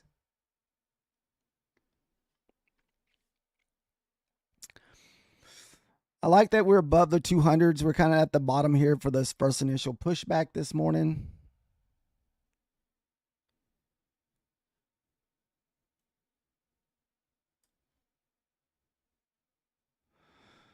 I mean, that'd be pretty crazy if we push all the way back up to that pivot at the 29s. Or would you... Another thing you can consider is maybe pulling your Fibonacci and just see where your possible Fibonacci could go. So this would be your premium buy up here at the 76.40, and that's right at the pivot, guys. So, I mean, we can jump in just for fun. I mean, you know, we'll be on 1 micro. Order filled. We'll put it at the 25. We'll put the stop loss. So we were risking what, $14 to make $30? Yeah.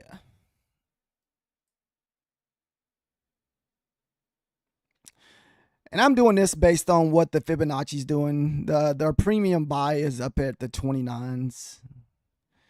And maybe when we go to 5, we'll just go to break even fairly quick. And this way it'll just be a free trade. And, you know, it's kind of a high risk trade a little bit. And this way we're not risking a lot. So we'll just take it to 5. So now we're risking $10 to make $30. The reason why I feel like it's a high risk type trap is that I feel like we need to get through the 67s on the ES over here. That's kind of a next resistance.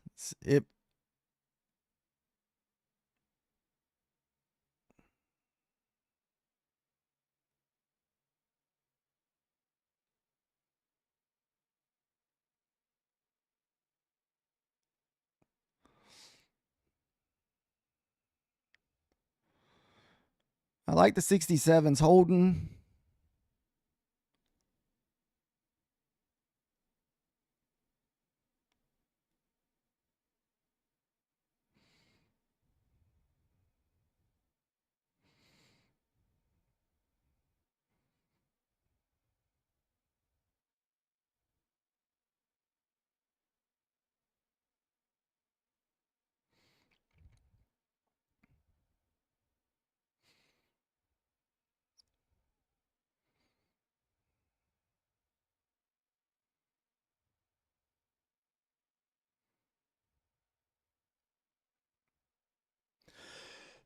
Excuse me, guys.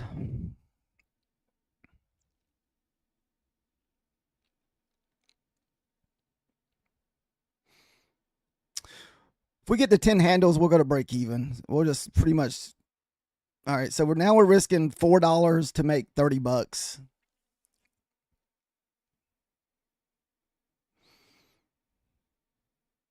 And as you can see, we're struggling to move any higher. And see, we're at the top of that pretty much Fibonacci range. This is your pretty much top of the line premium buy. So we could easily reverse in this area, because we're already over that 50% on the Fibonacci pool. The only reason I like this spot is we got a pivot. Sometimes we like to go back and touch pivots. The 1 hour candle is looking green, so that's a plus. So, all right, so now we're at break even. So this is a free trade. Either we'll make $30 or we'll just come back and get stopped out.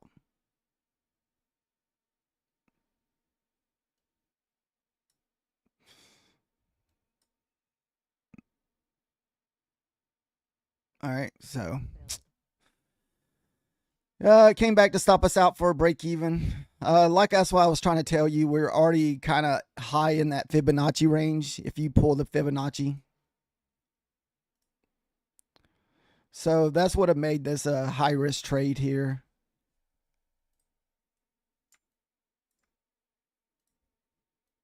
This is why I only entered with 1 micro. We wasn't really trying to make much. We were just seeing if we could get up to that pivot. So that would have been your 76.40 on the Fibonacci.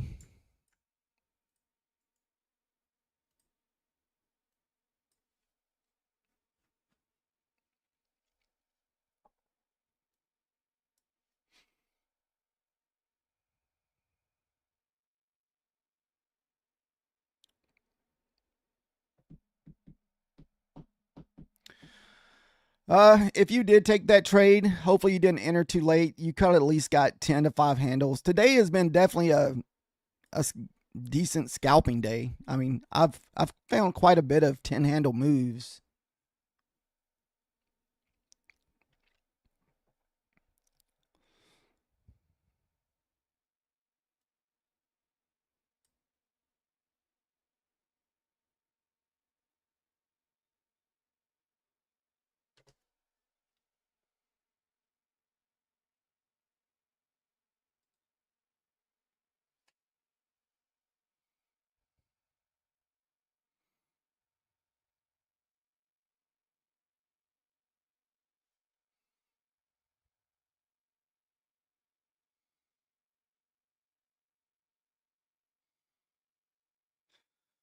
Just gonna see what the 1 hour chart's gonna do at this level, because I mean we got a red 1 hour candle. I mean it looks like we want to push down.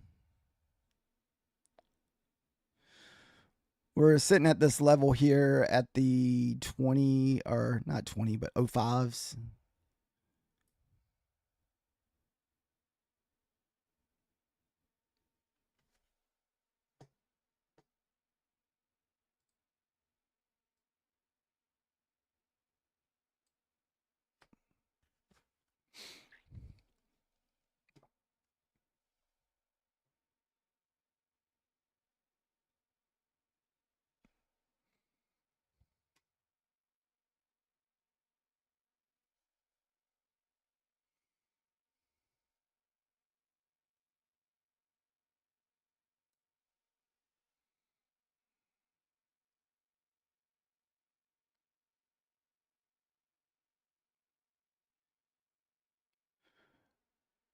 All right. I'm sorry, Daniel. I hope I didn't miss your chat. I know a lot of people weren't chatting this morning, so I wasn't even paying attention to the chat today. I will. Sorry about that. I wasn't paying attention to the chat.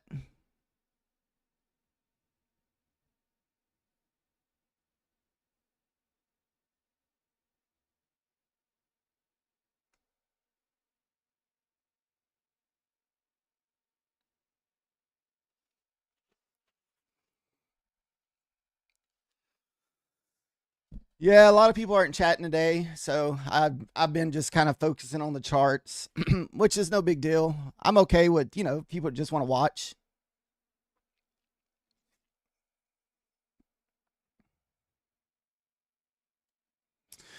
How's your trading so far today, Daniel?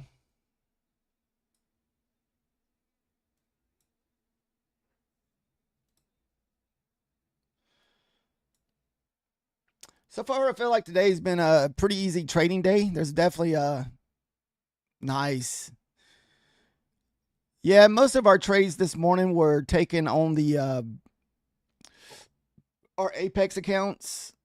So we're able to at least find one good trade for our funded account for 250, and our other APEC one, I think we got 104 on.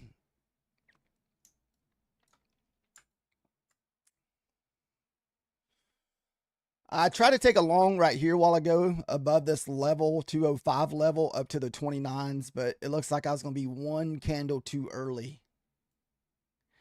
I think I had my profit sitting at the 25 to take profit at 25s, and it looks like going to miss it.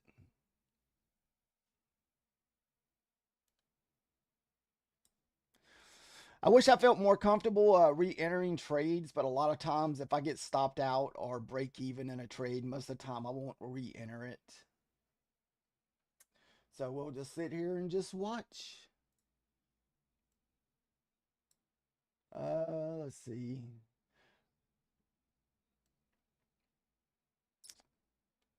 Now, if we can get above this pivot here, get above the VWAP, get above the VWAP on the ES, kind of get them going both in the same direction, then we may look for another long. Let's see here. We got overnight highs sitting up at the 370s. I mean, I don't know if we'll move that far up, but hey, anything is possible.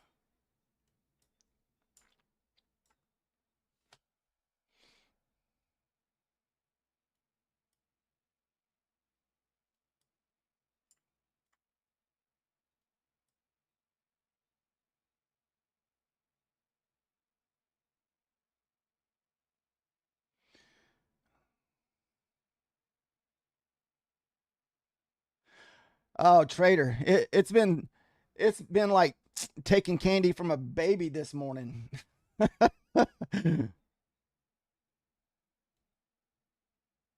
The pivots, dude. I actually got in this trade earlier at the 29s, and I didn't have any, I didn't think that we would push below this area right here. So I just had my take profit for 10 to 15 handles. And this freaking thing sold off 100 points.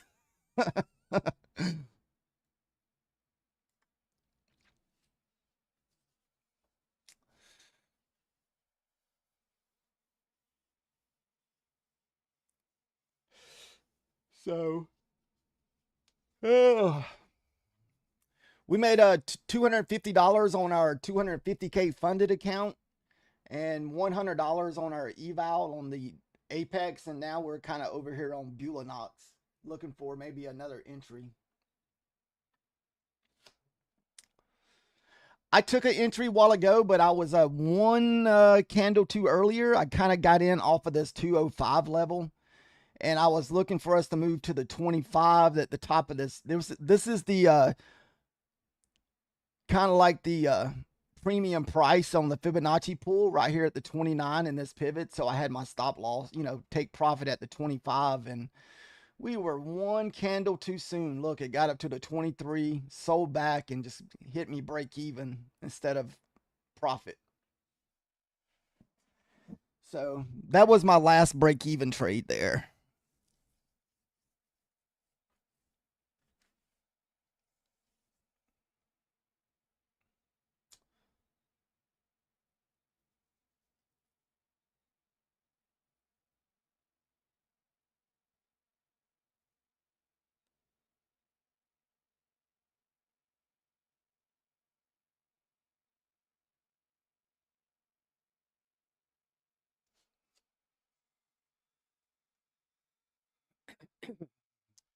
Man, you would think the 1 hour chart would want to run this huge wick all the way back down to the 120s.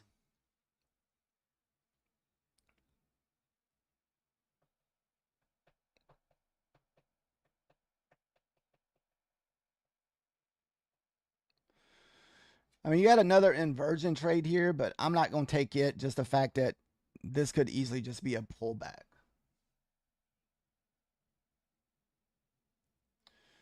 I think for a short, I'm probably going to wait till we get below the opening range of the 15 minutes.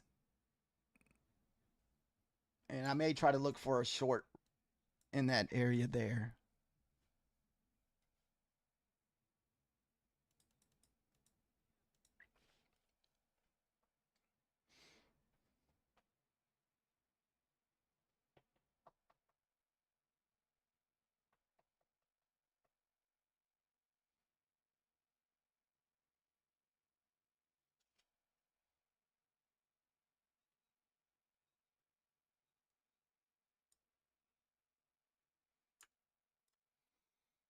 Uh, Nutty's buying pullbacks. What? He just Nutty's long. Should we get long with Nutty or go short? What do y'all think? He's scared. Oh, he's being funny.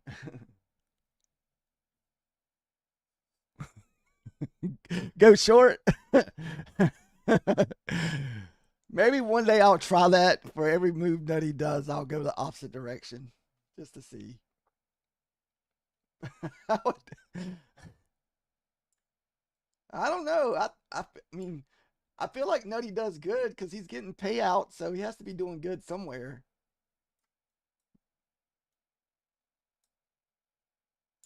Is he doing a Patrick Willing draw the trend line pullback?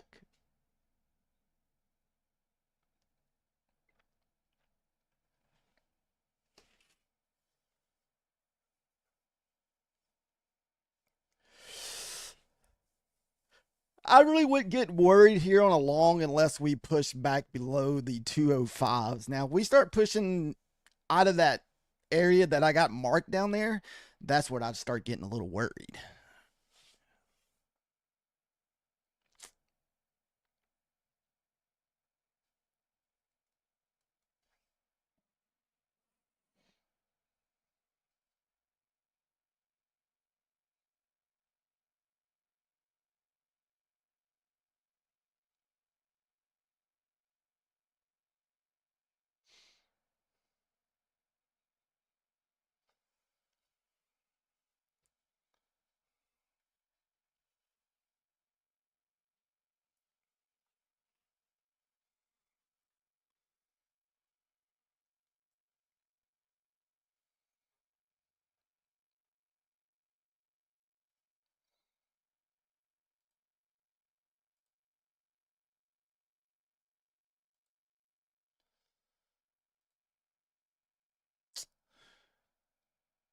As long as we stay above that 205, I think he'll be good.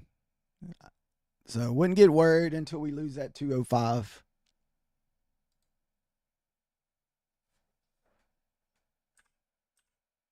Wrong one.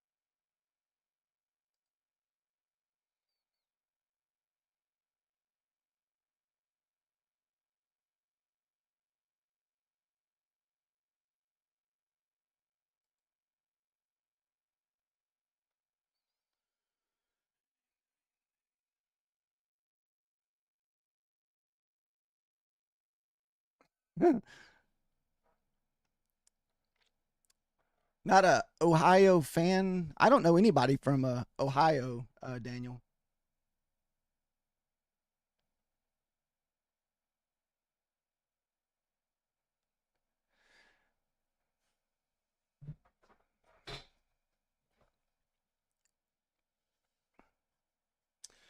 What state are you from, Daniel?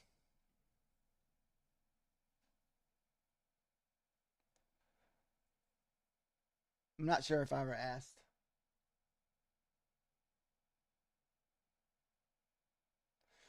I don't know. I think he's still good as long as the oh, Palm Beach, Florida. Nice, that's down there.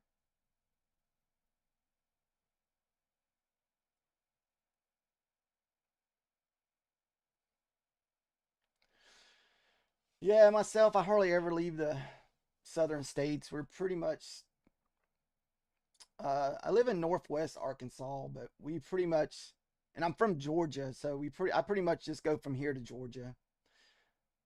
Then, as far as vacation goes, we kind of vacation on the Alabama Florida line. As far as Florida, yeah, Florida Alabama line for vacation almost every year.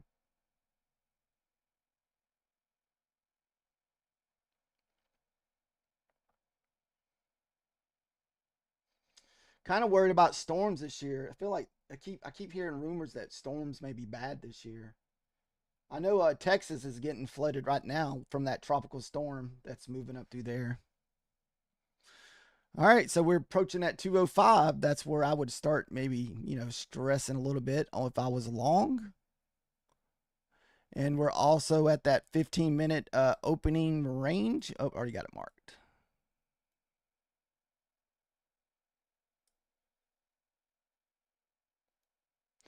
Yeah, the only thing about living in Northwest Arkansas, there's really no identity here. Everybody that lives in Northwest Arkansas is not from Northwest Arkansas. Everybody has moved here from all over the country because of Walmart. So Walmart pretty much, if you sell something in Walmart, you have to have a company here. So think of everything that's sold in Walmart. Those people has to have a company here in Northwest Arkansas to do business with Arkansas or to do business with Walmart. So,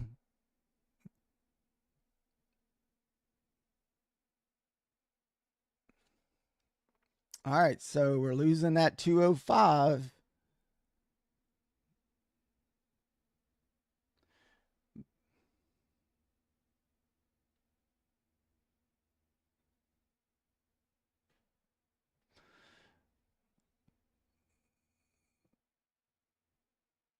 May take a risky trade here. Maybe see if we can move back down to the 80s. Order submitted. Order filled.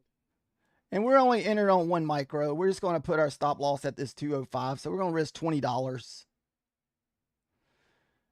Now, if we cannot break through this range, I may start sweating it a little bit. Somehow I am.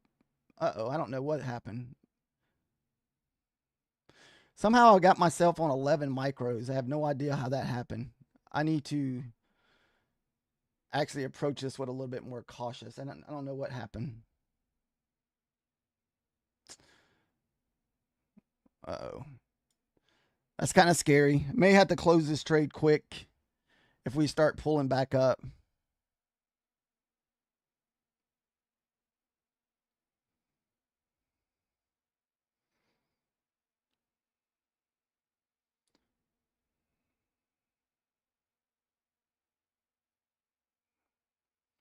I may close this trade down early. I thought I was at 1 micro. Somehow I ended up with 11 micros. So that's like basically trading on a mini.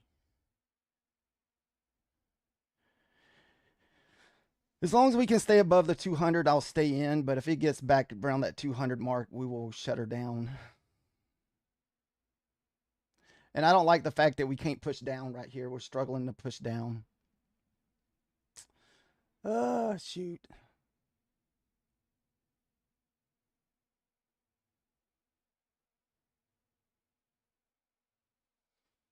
All right, so I think we may get the push. I like the ES. We still can go to the 62s. Let's see.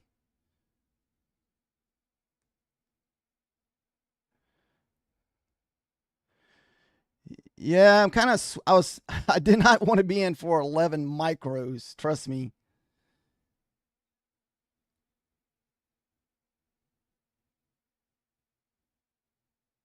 Oh no.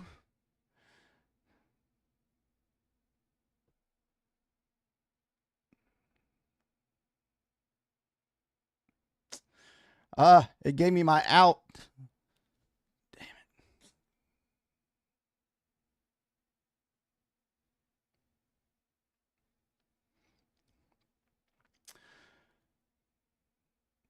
I'll give us a little bit more. If it doesn't go, we're probably going to close it.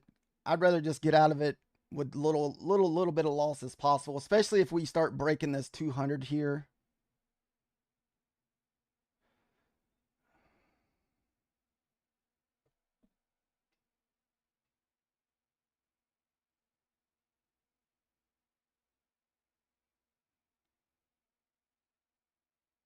All right, we're just going to get out of that one.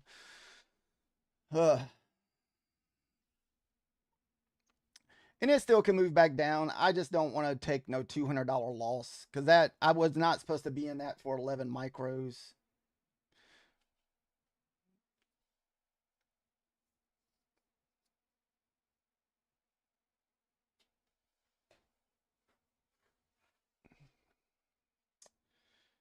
Oh, it dirty, dirty, dirty. Good call, Daniel. Good call. I just didn't have the diamond hands to stay in it, guy. Didn't have the diamond hands to stay.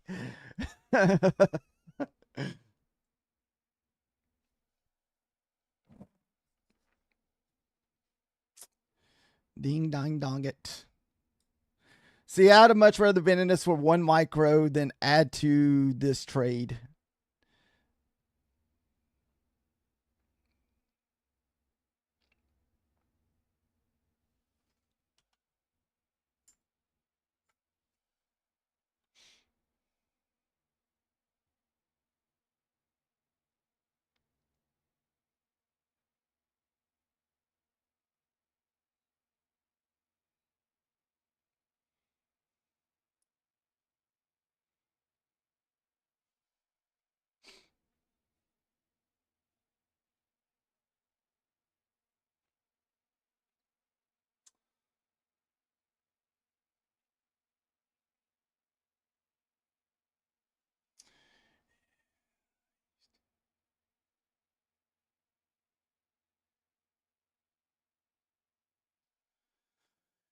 Yeah, we're trading the, I guess, 2 minutes.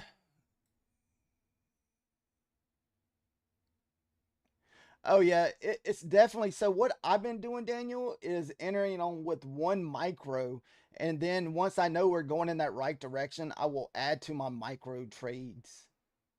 But I don't. I must have hit the button twice there or something because I entered with 11 micros.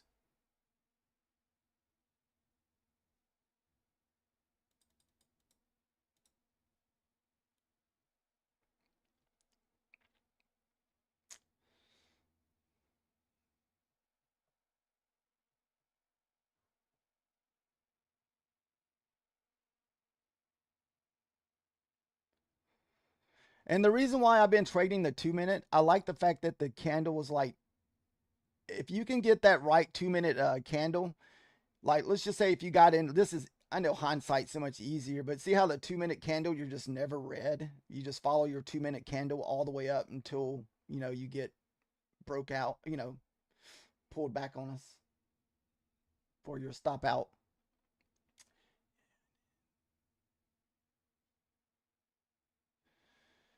Yeah, I guess I must have hit it twice and not even realize it. I hope that's what it was and not nothing happening with Ripnick. I kind of hope that's what it was.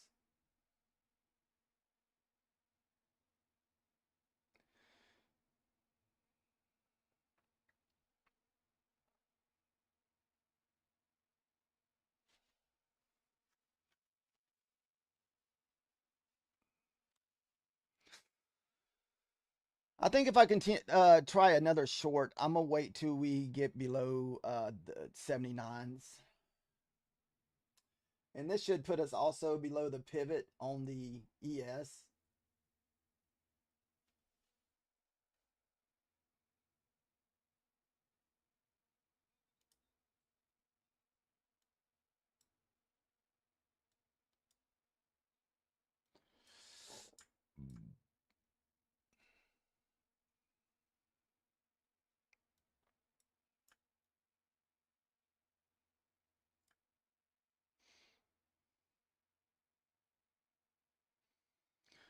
So if we get a short here, our first leg down should be here, and I would maybe try to add to it after this leg here. Either that or the 60s. If we can get below those 60s, I feel like we'll definitely waterfall down to the 30s.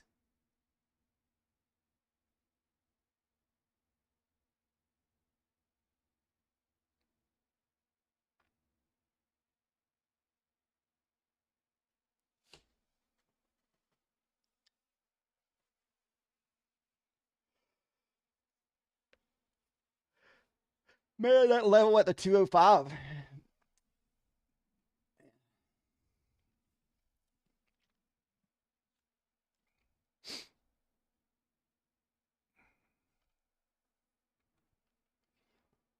Below the 62 range, man, we'd probably go.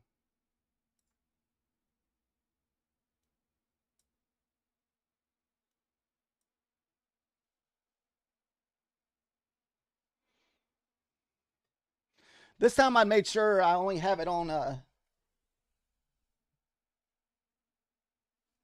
one micro.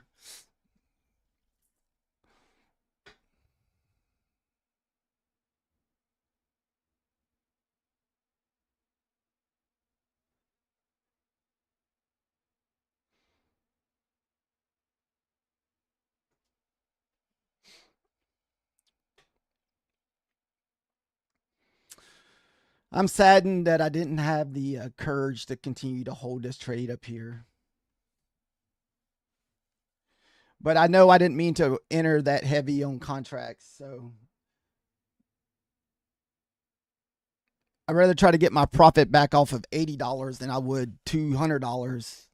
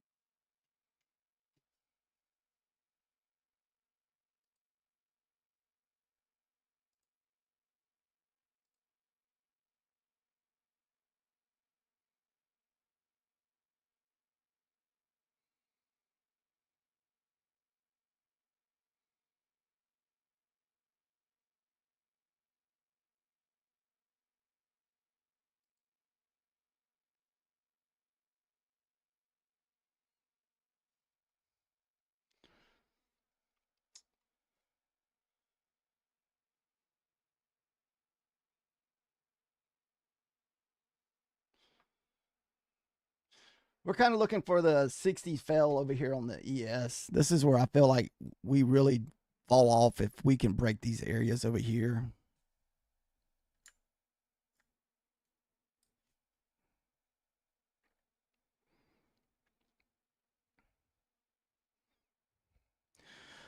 I'm going to look for a 1 micro entry below the 79s.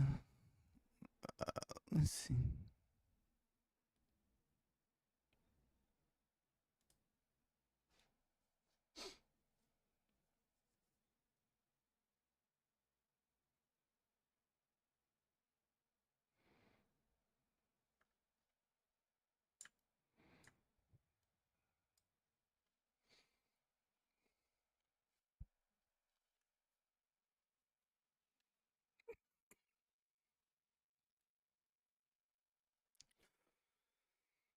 Hopefully this will be probably be our last setup move before the lunch hour hits.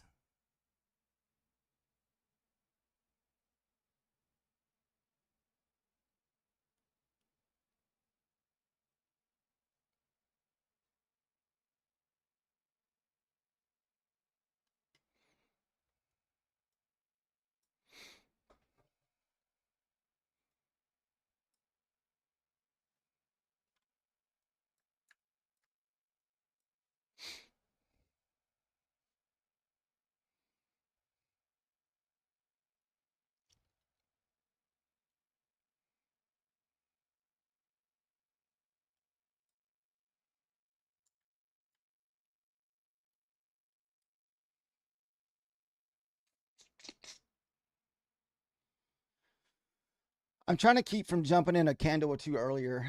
I've had that issue lately where, I feel like we're going to be selling off or moving back up and I jump in too early.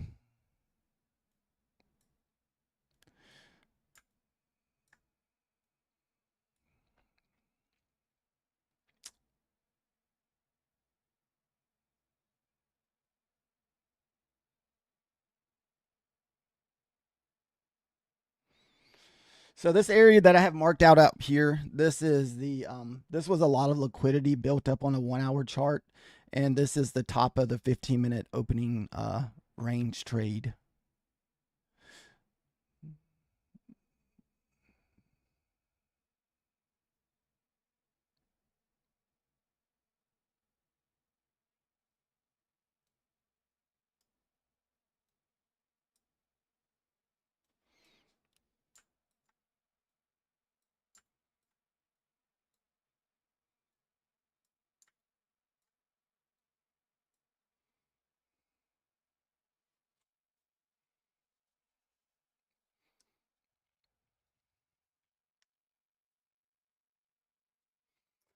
The Bulls are going to need to hold this 60 for us to stay up. If they can't hold, I feel like the basement's coming.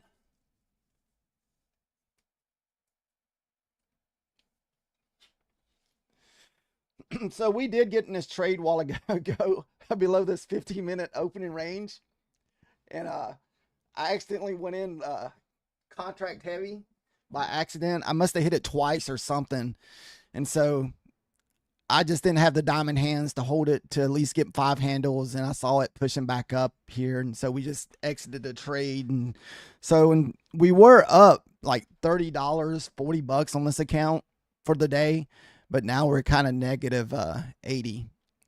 But I feel like $80 we should be able to get back. We just have to wait for a direction.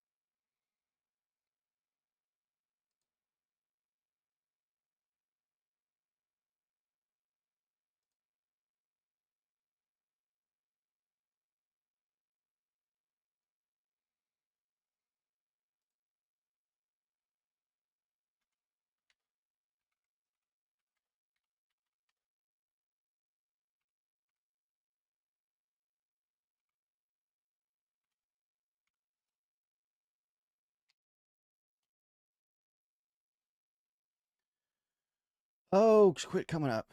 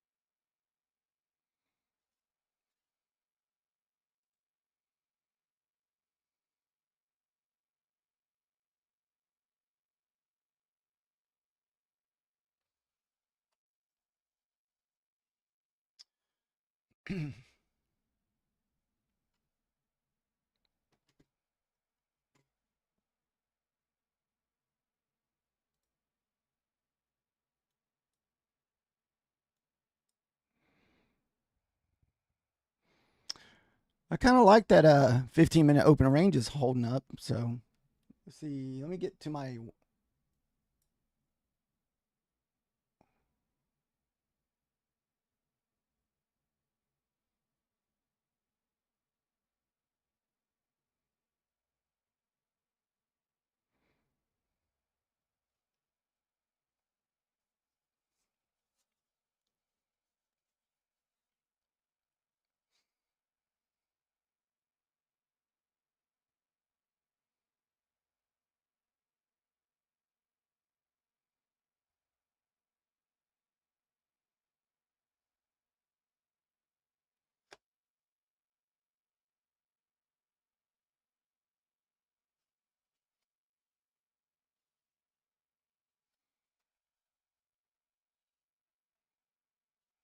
All right.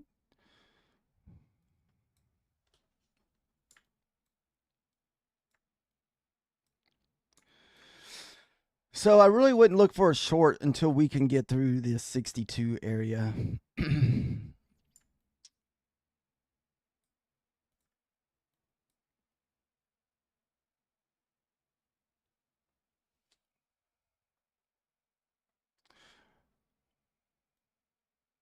Hopefully this is not all we're going to get until after that lunch hour. You know, like sometimes we have that build up for that evening move. I hope this is not, have to sit around and wait for an hour and a half for that move to happen.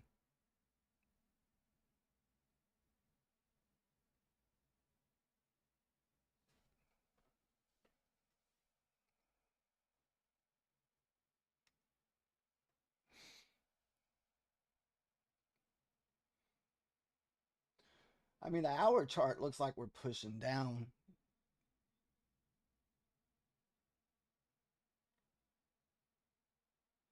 Let's see. We have a pivot over there off the 1 hour. Let me mark that out.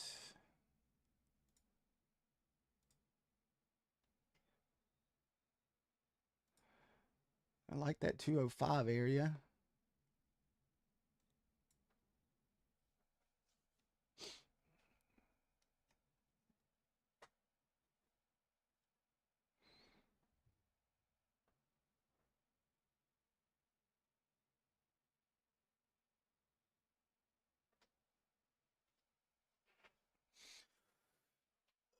Maybe if I go get some coffee, we'll move.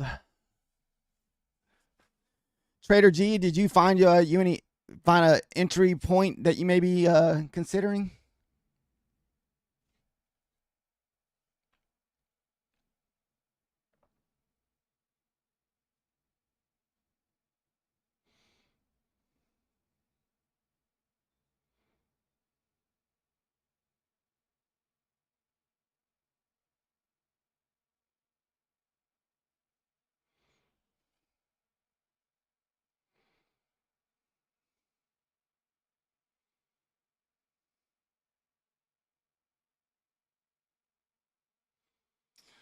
So the 1 hour is getting back above that 05 range.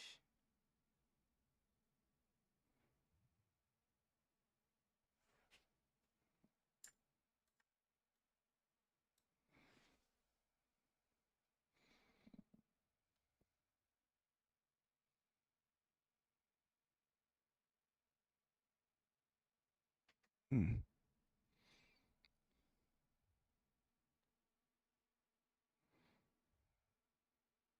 Ooh, look at the fake out.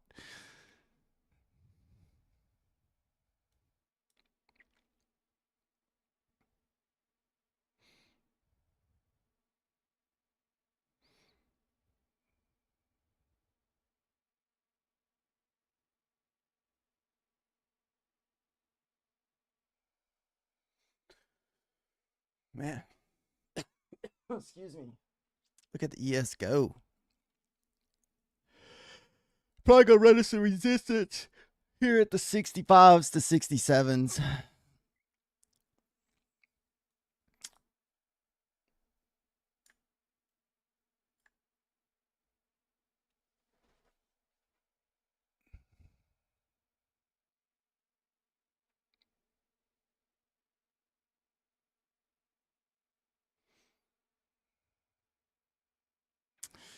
Do we move up here? I don't know.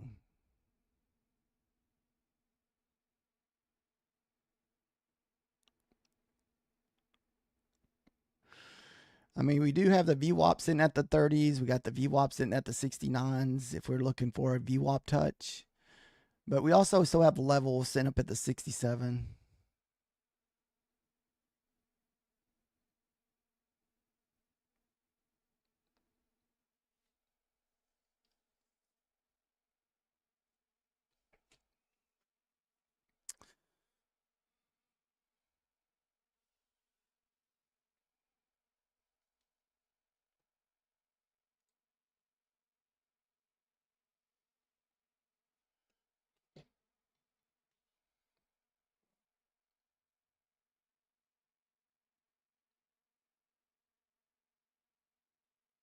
All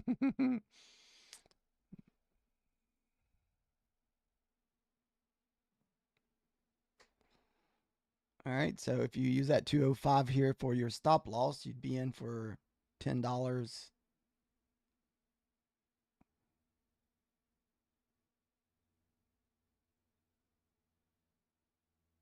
Order filled. Let's see if I can get a little bit of my stuff back. We'll see if we can hit the 20s.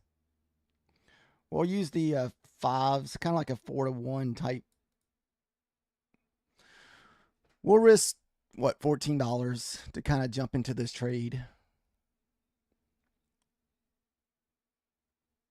If we get back below the 205, that's why I just put my stop loss at the 205s. Yeah, I should have pulled the Fibonacci. Yeah, I probably should have pulled that Fibonacci. See.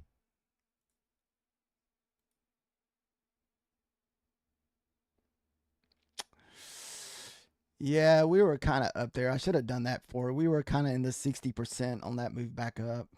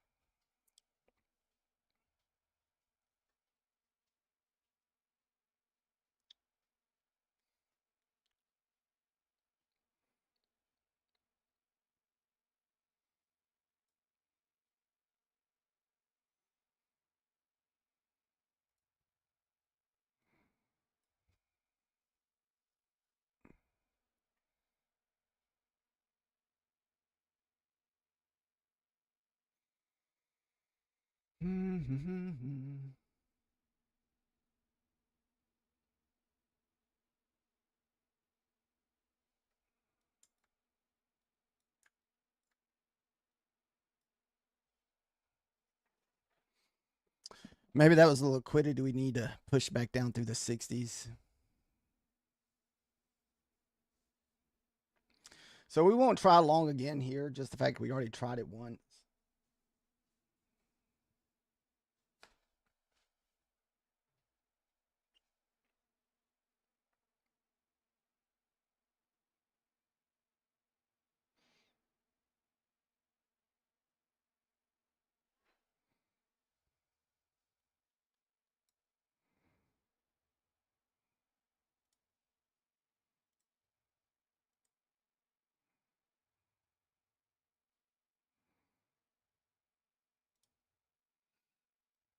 I feel like that's our area of we could possibly push down to fill in this fair value gap here.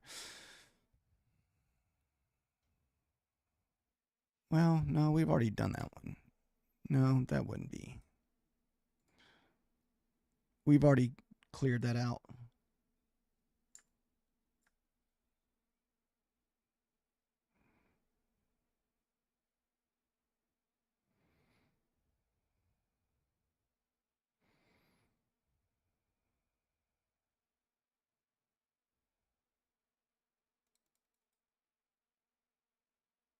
Order filled.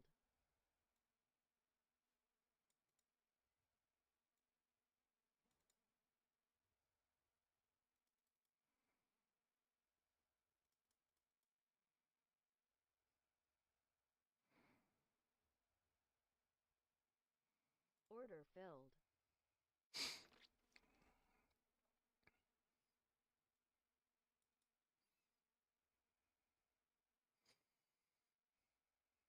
Oh, don't do me dirty.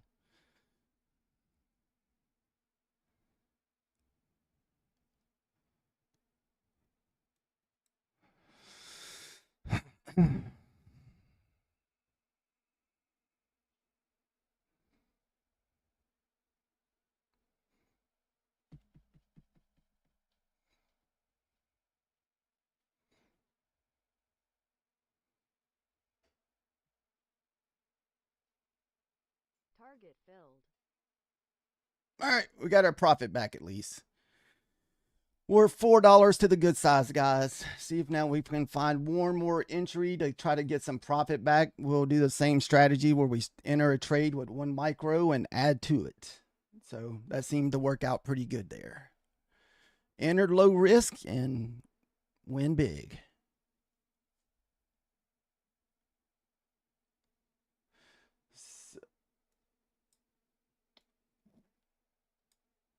If that 62 holds and we can drop that 60, we may be going quick. So just make sure we don't get, if this just not like a pulling down to get liquidity for a move back up. So you'll need to see us get through these 60s on the ES. I think Adam says if we lose the 60s, we definitely could go to the 40s.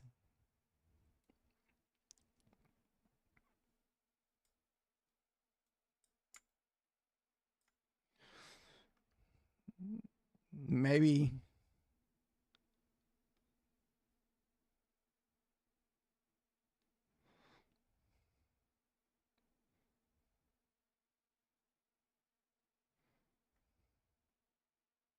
Order submitted. Order filled. We're going to use that 79 as our stop loss. And what do we got? 40, 20 handles to work with, kind of, before we can get down to this bottom down here. If we do continue lower, we would have to get through this level here because this has been kind of an area of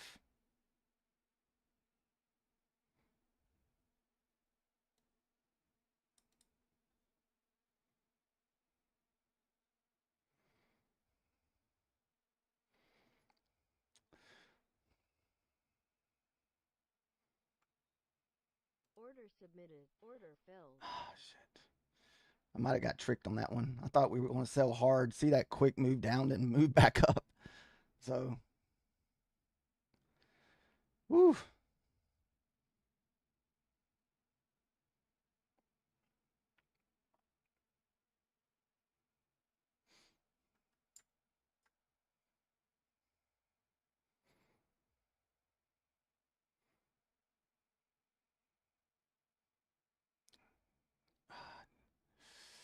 I really don't want to get stopped out on a wick because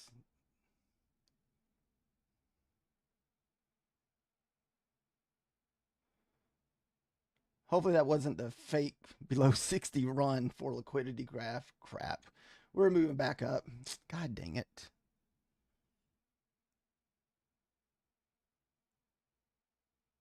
Yeah. We're gaining that 60 back, so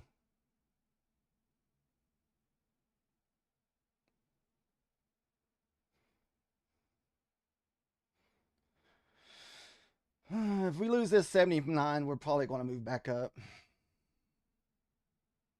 Yep, we're going. The 62. We should get stopped out any moment. So, Stop filled. all right. So I guess we'll have to put away this count for the day.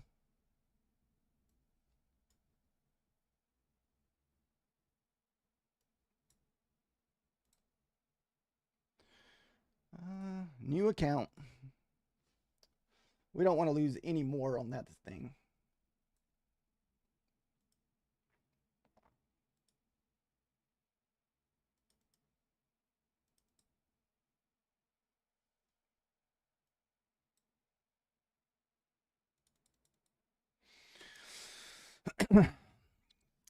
So once we got below this mark, I was thinking that we would maybe test this low here. But I guess it was just kind of like a liquidity grab there.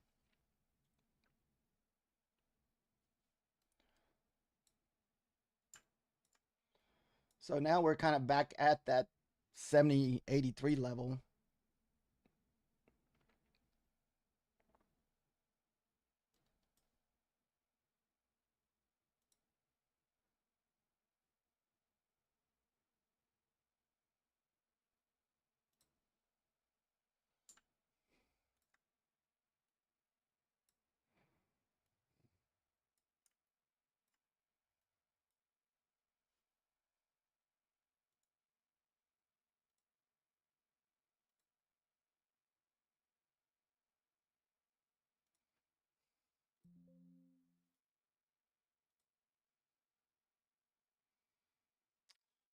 Oh, that's gonna suck if that was just a liquidity grab on us.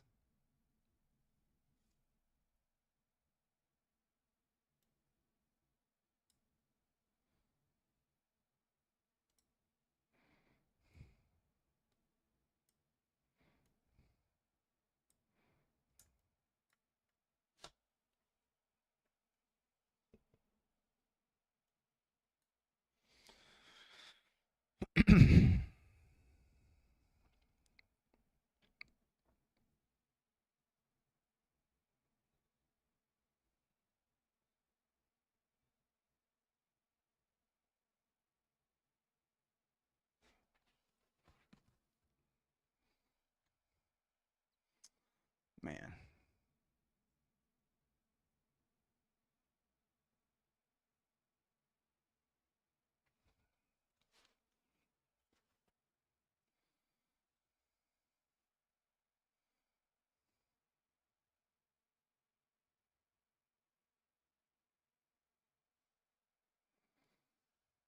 I almost want to attempt this again, but this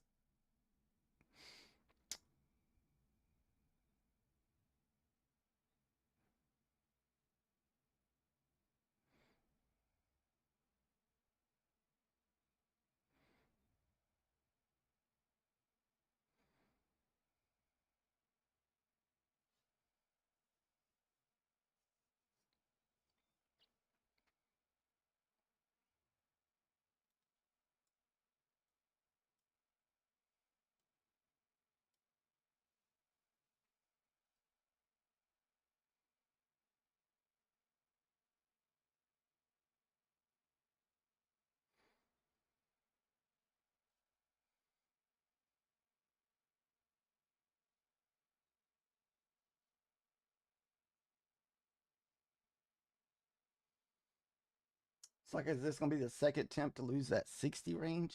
Man, I feel like we just want to go.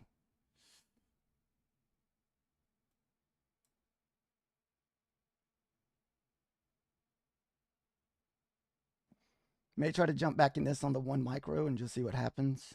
Order filled. And see if we can get down to the 30s. And just put it above this 2-minute candle here. We're just in 1 micro on this one, so on this one, we were risking $20.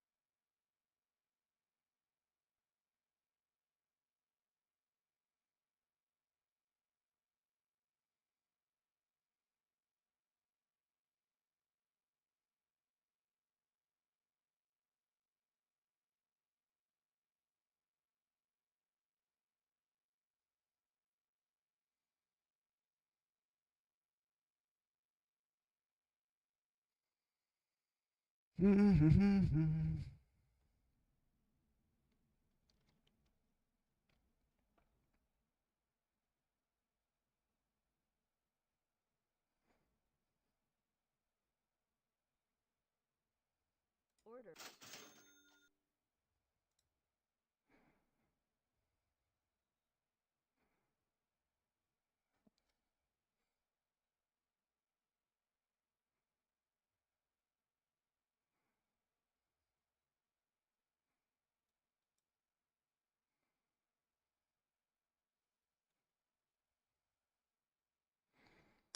Got to get through that 68 for us to continue.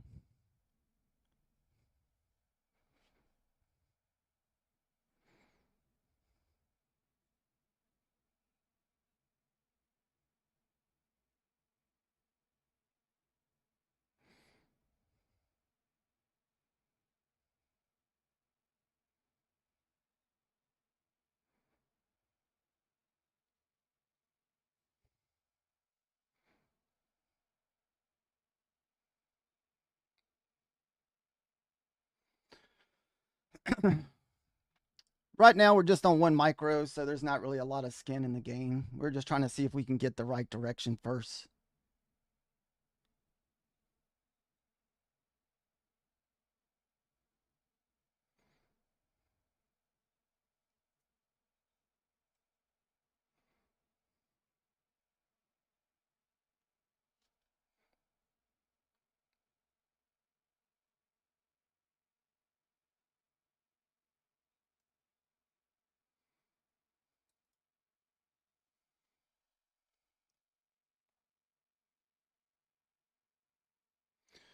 If 60 holds, we should still be good, but if we lose 60,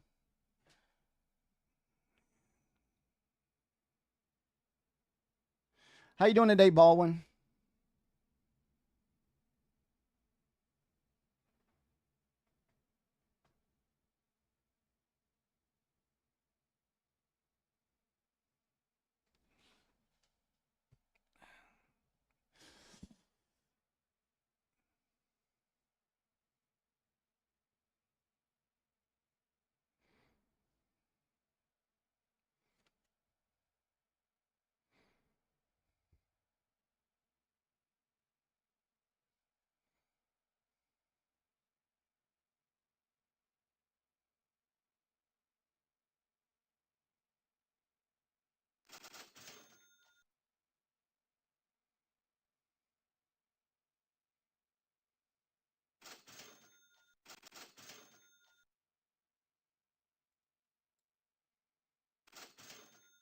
Stop filled.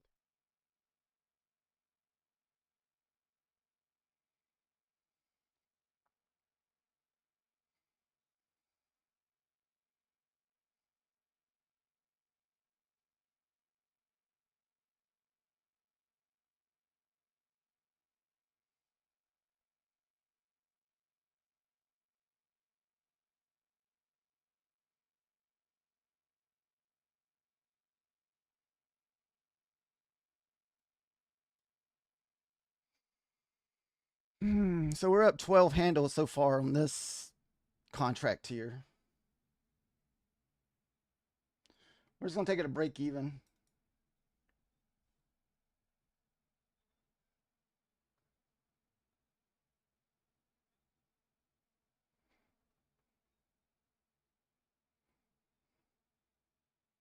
Target filled.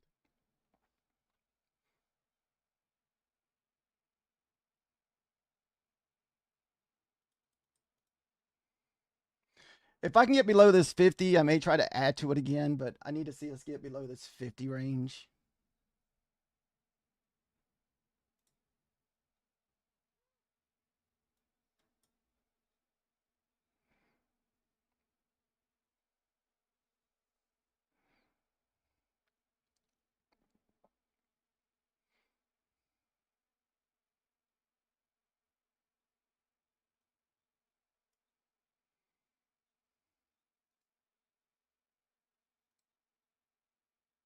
Order submitted.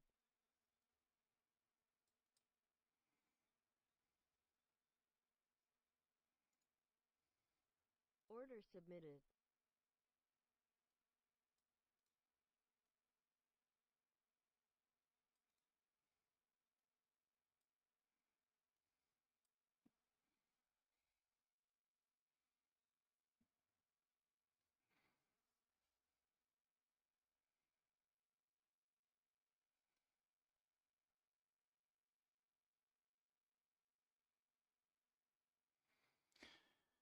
If we can't get back below this 50 range area, we'll probably pull back because this is kind of the bottom of that. Let me see where the. I think as long as the ES stays below the 58, we should be good to continue to sell.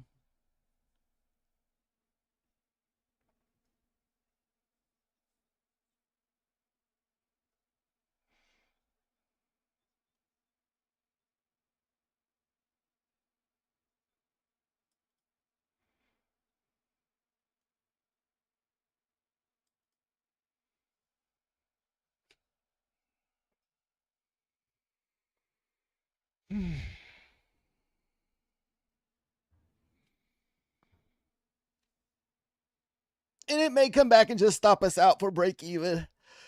We're in it for 1 micro, so we're not really in it for a lot of profit. We're just trying to get spots where we can accumulate a lot of profit on bigger moves.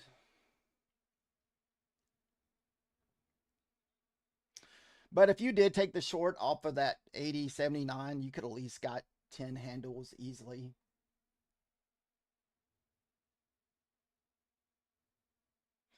We need this 60 right here to hold up because this is kind of where we've had support earlier. So this is the area we need to hold up. If it moves back up, it's probably going to stop us out.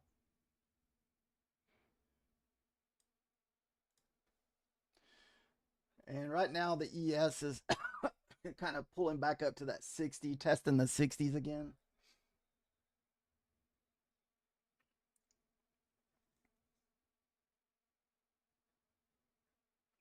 How are you doing today, Baldwin?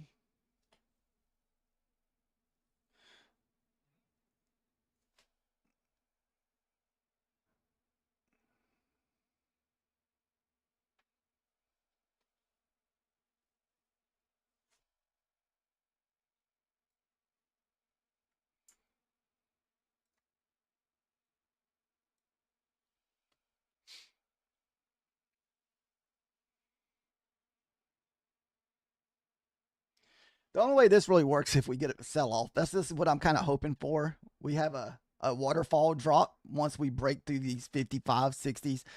Worst case scenario, it comes down here, taps my 50 and reverses. So that would be worst case scenario here.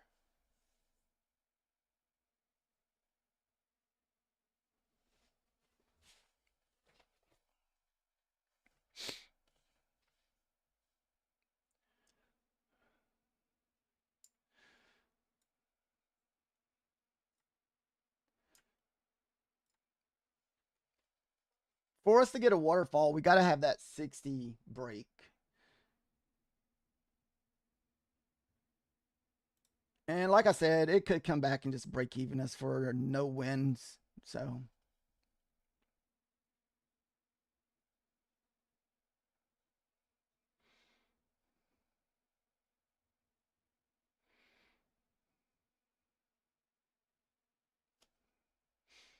right, so it looks like it's going to come and get us.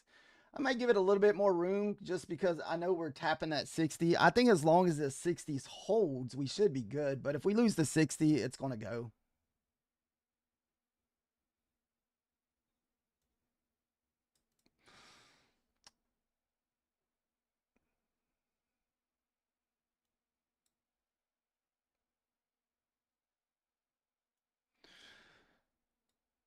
All right.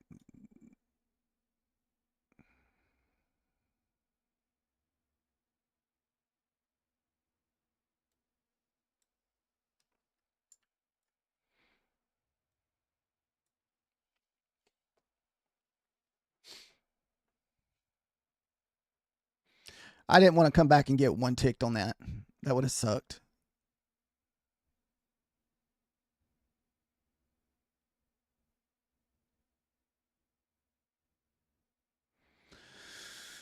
Come on, waterfall.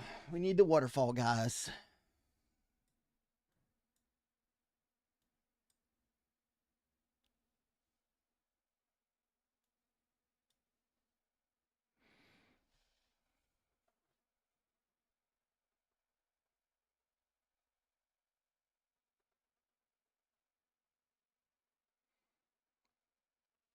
So how we're doing this trade here is we entered with 1 micro. And I feel like if we get past this area here, we may sell off fairly quick down to this next level.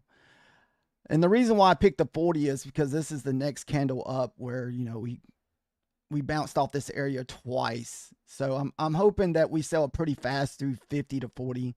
Then that'll leave one runner down to the 31s.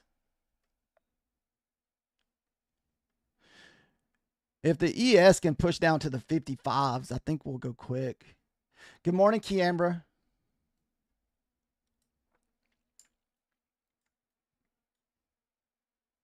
How are you doing this morning?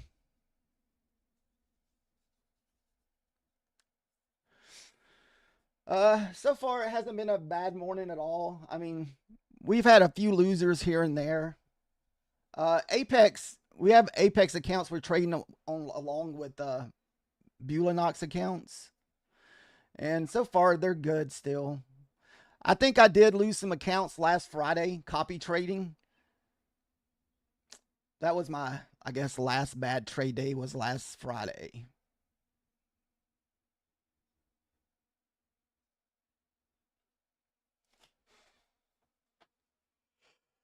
Oh.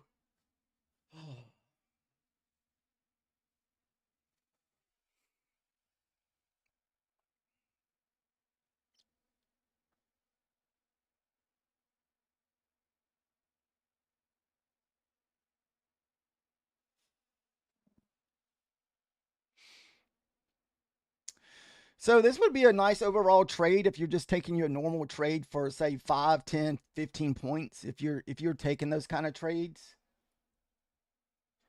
And I do take those type of trades maybe off stream sometimes, but lately I've been trying to get better at this type of trading where I find good entries and we can kind of sit in them for a little bit.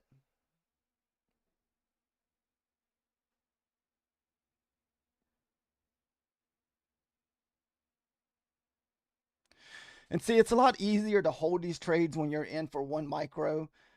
If we hit those 50s, we may put a little. It'll put a little bit more pressure on.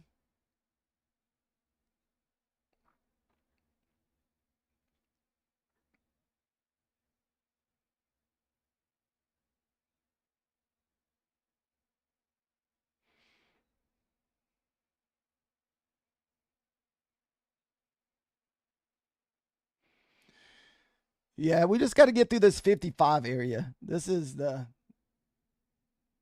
last stronghold for the bulls here.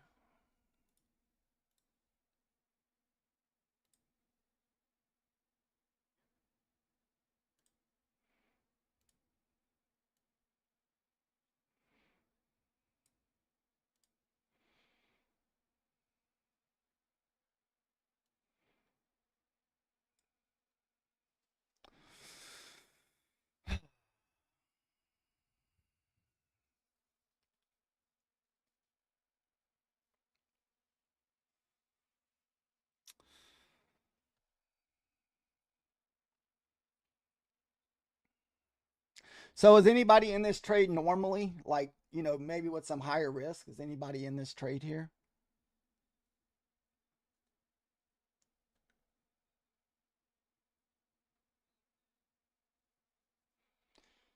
Just be careful. I wouldn't recommend jumping in around this 55, 56 area just because of the support that we've had in this area.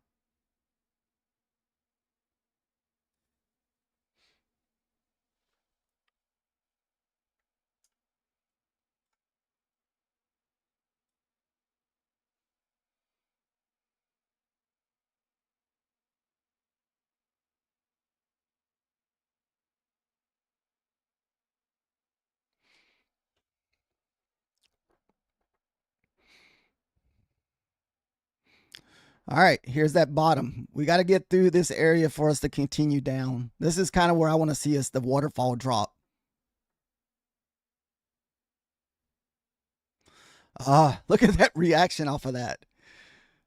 The fake. Maybe this is the fake.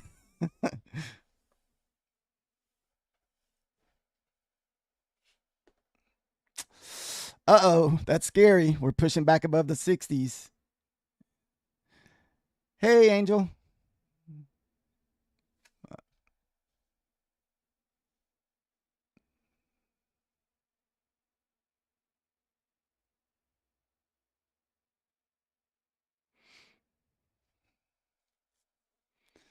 Gus.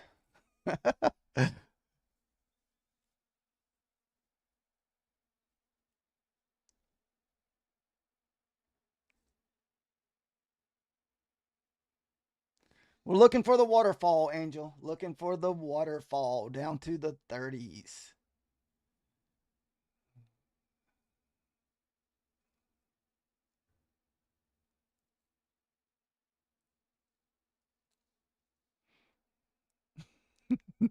Nutty's tripping me out over here.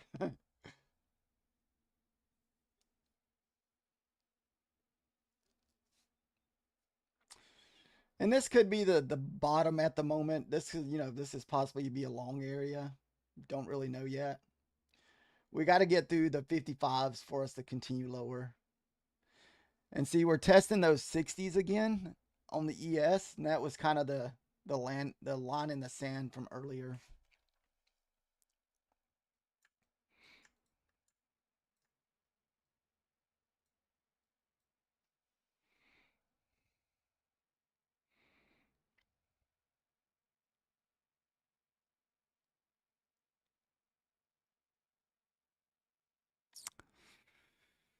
Oh, come on.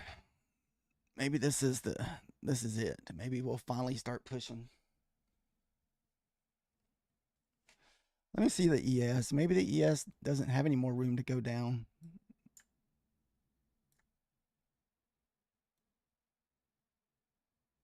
I don't know.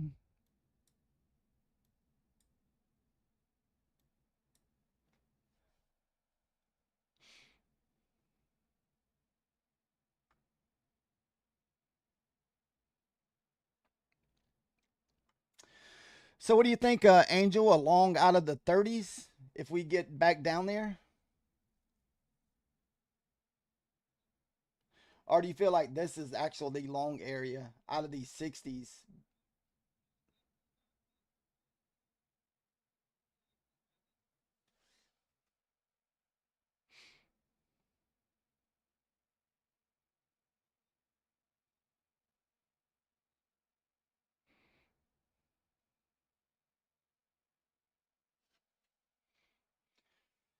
I mean, if you are up 15, 20 handles, I would definitely recommend, if you have the option to maybe take some of your profit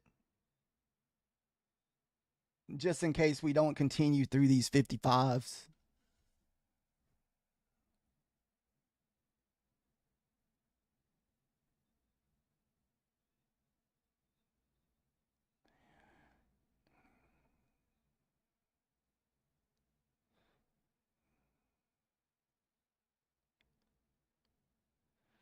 You have 21 as your kind of buy area, what you're looking at.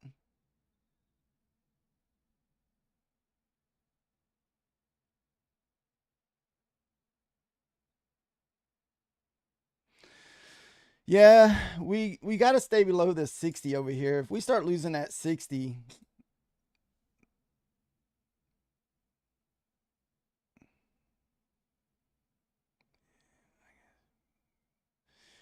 kind of go back up and come back down.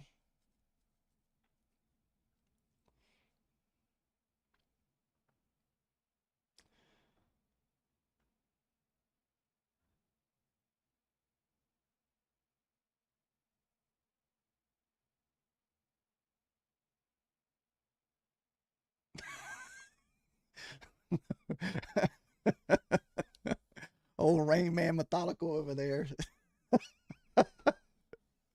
All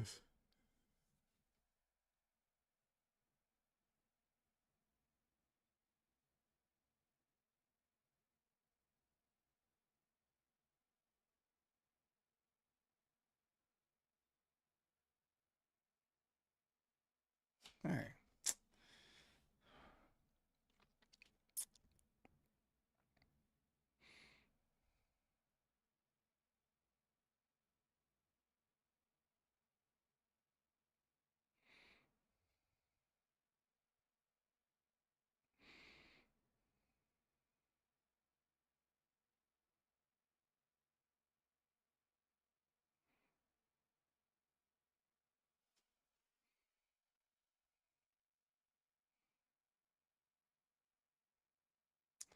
Man, that 55 has been a wall.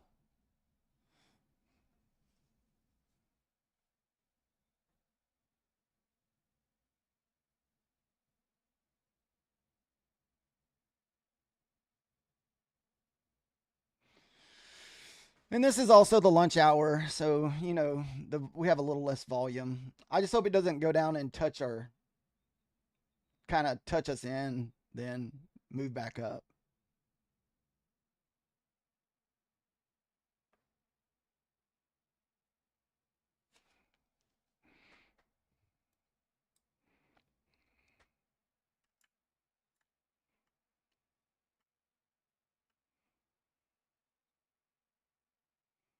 Order filled.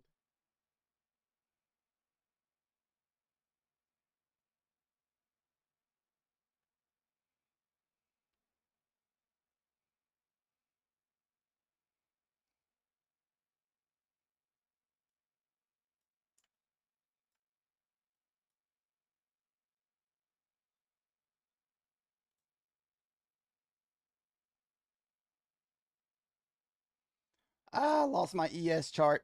Dang it.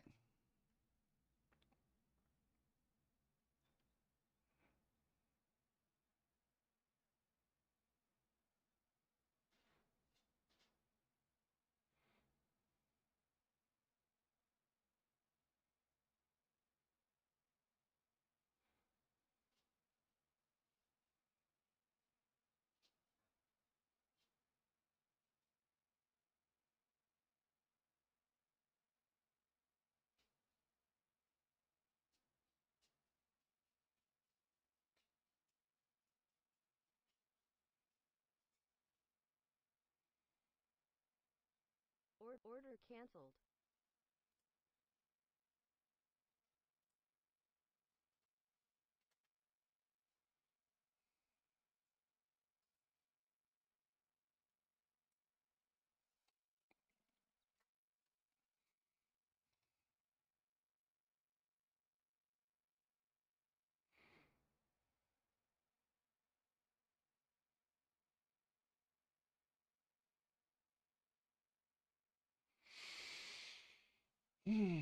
Let's see if we're going to touch the 30s.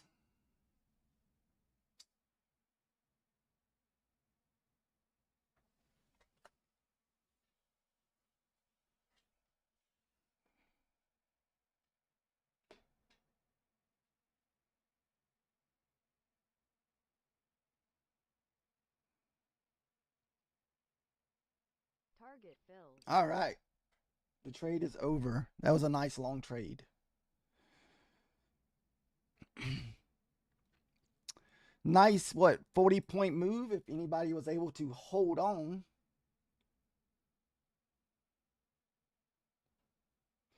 I'm looking for my chart. Okay, there it is.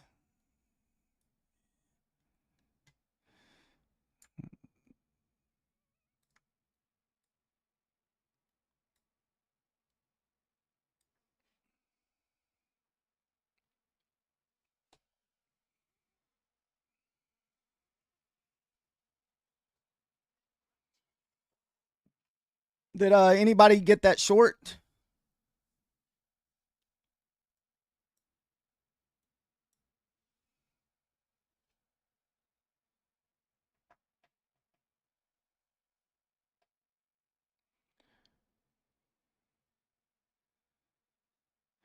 Oh, you hopped in there on that retest, Angel, when it went back and retested the 70s. That looks like a area I can see you joining the retest.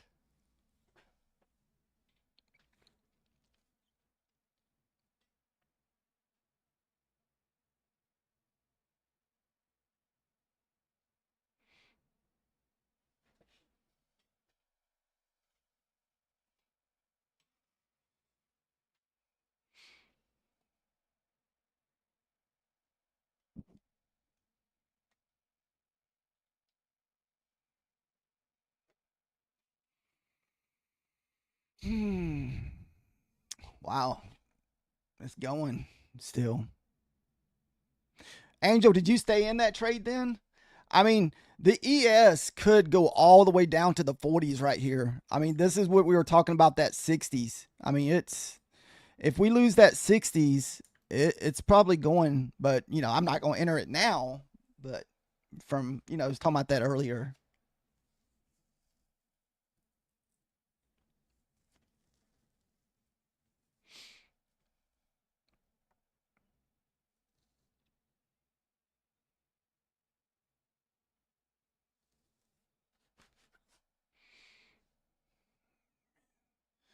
You're still on? Nice.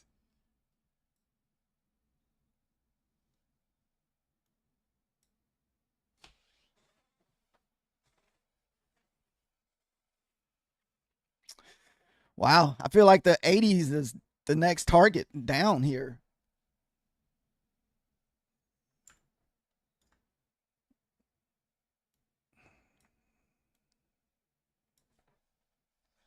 So this up here was your entries back up here around the 70s. My first entry where I entered was 75. I entered it right here was my first entry. And we could have took a lot more, but we entered on very low risk and just added to our entry. So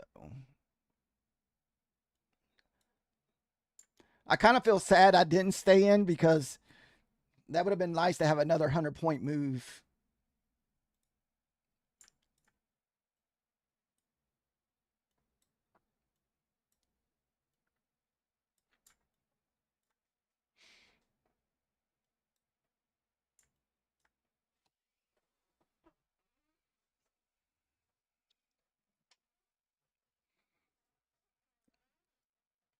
Well, hopefully, excuse me. Hopefully, a few more of you guys were able to get some of that huge move down. If you got in it when I got in it, we did have to hold that trade for at least, I don't know, what, 20 minutes? We held that trade for a good while. But I did not see us moving down to the 80s that quick. I was thinking more or less like the 20s was probably our max area. I thought we would maybe push this here. But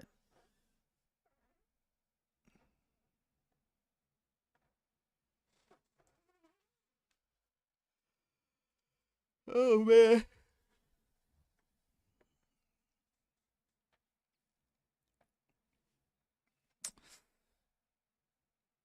And we also got our eval back to green too.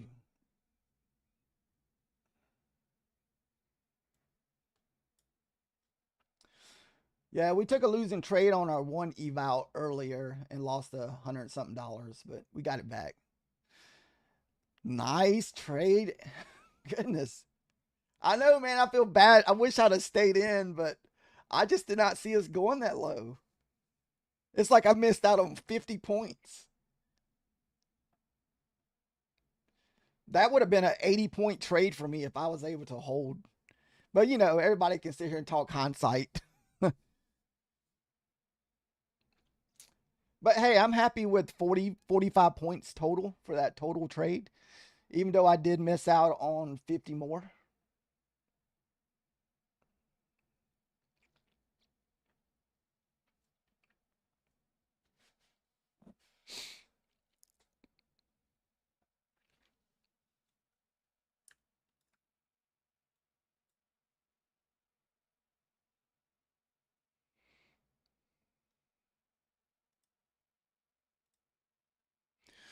So I took another trade off stream, and we're up 300 on our eval. This is the one we got down a little bit, so I went forward tilt a little bit on that one to try to get some of my profit back.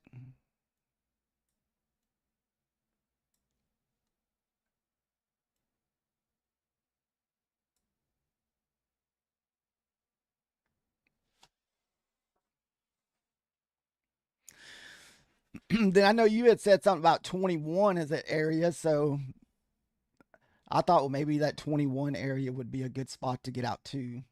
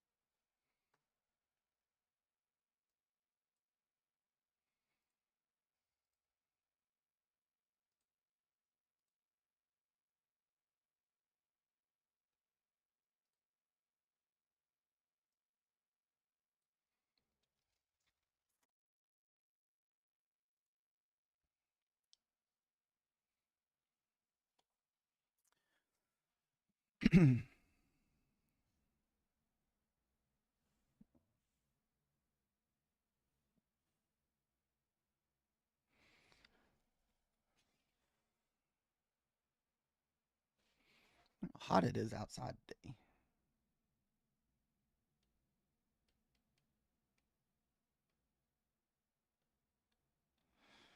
Damn.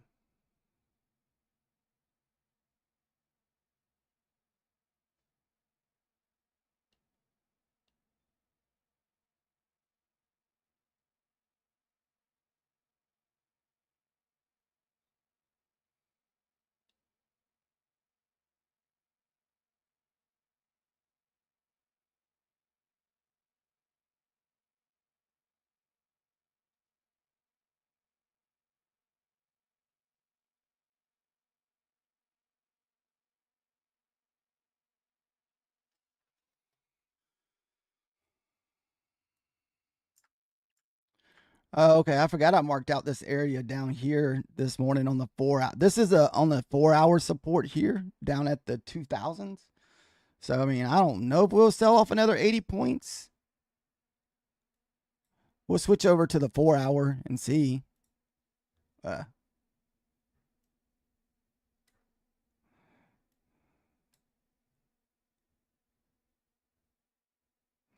So what that is, I just put that there because it was like a huge fair value gap on the 4 hour chart here. So I wish I'd had thought about that. I forgot about that because I had marked that out, I think, yesterday or the day before.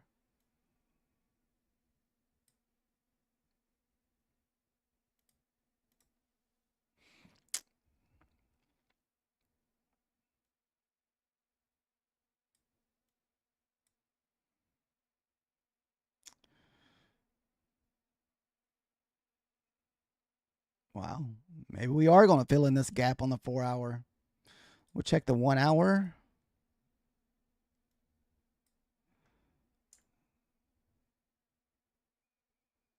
Yeah.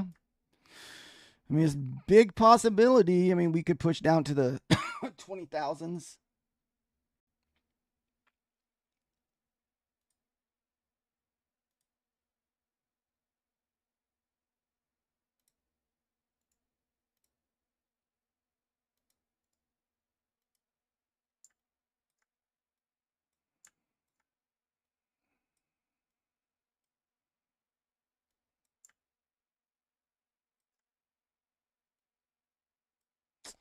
Wow. Nice 100-point trade, guys. I feel bad. I feel sad that I missed out on the 100-point trade.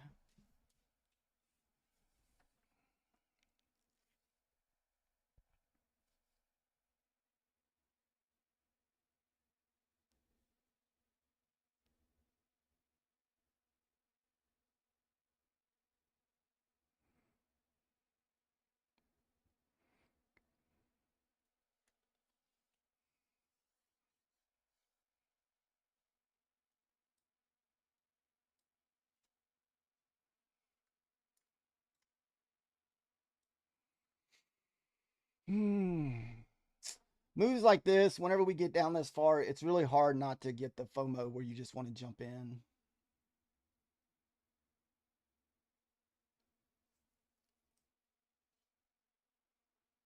But we're just going to sit here and watch. We're definitely not going to jump back in on this trade. And that last trade might even have been our last trade of the day because we're only going till 1 o'clock today because I have something we have to go do.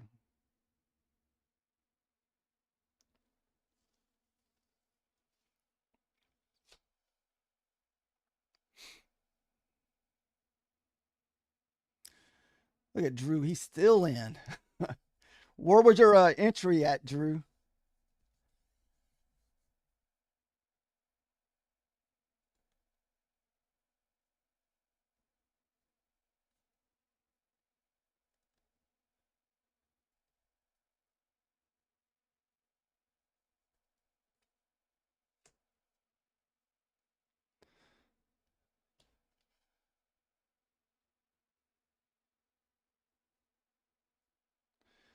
-- 2080. Oh, that's right. 2081. Nice, dude. You've been holding that thing for a minute.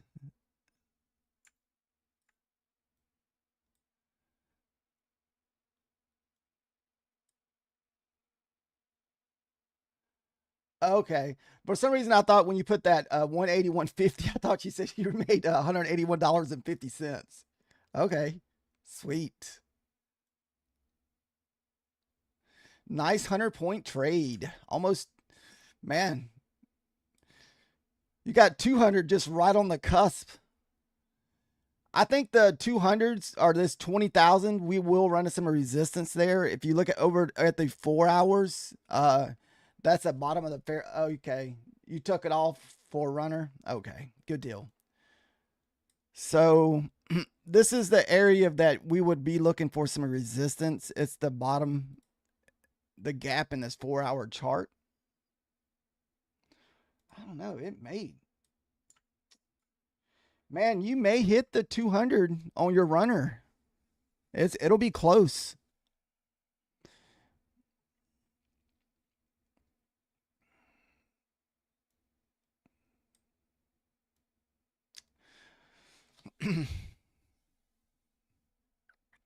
I was just happy to get 40. I did have no idea that we were going to continue selling for another 100 points. And that's nice.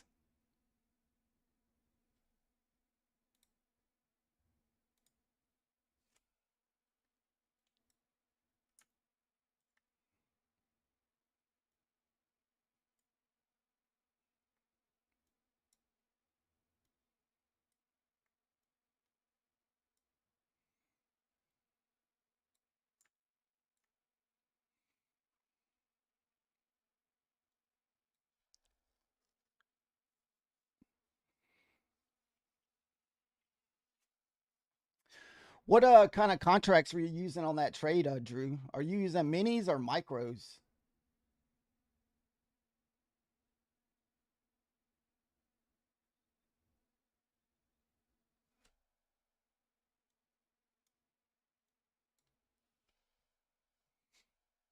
Micros?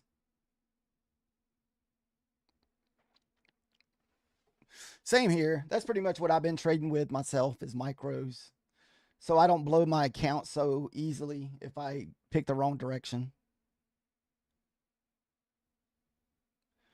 I've been trying to focus a lot more on risk management than I have in the past.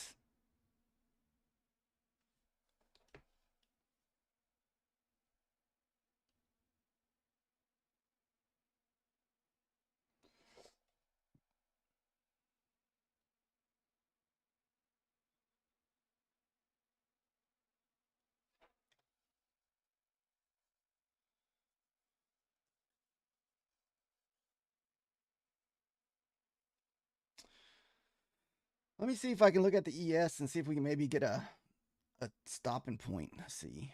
Here we go. I don't even know if I got any. Okay.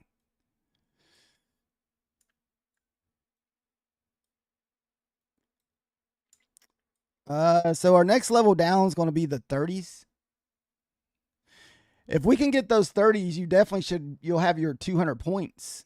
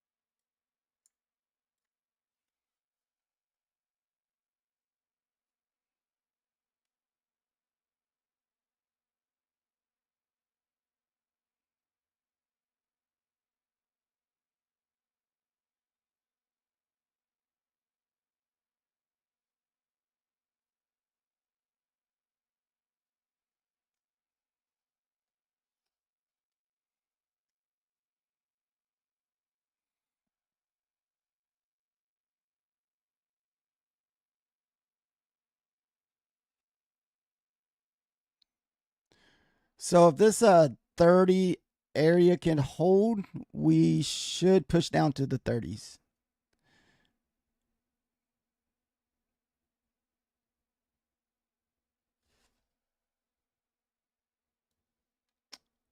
I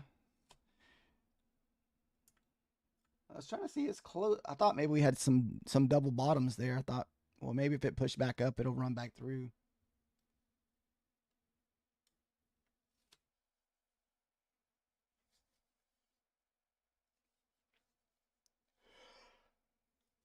Trader G, did you take any thing off this short?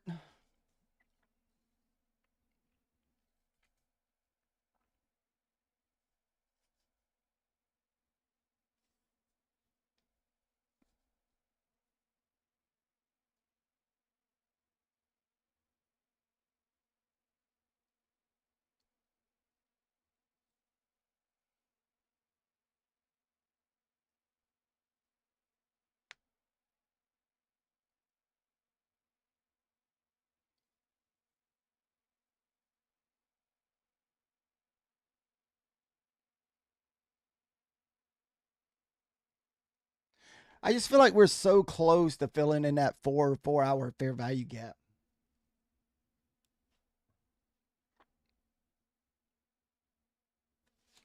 We can kind of pull a Fibonacci and just kind of get an idea about. I mean, that would be crazy if we had that huge of a pullback. Holy goodness. Let's see here.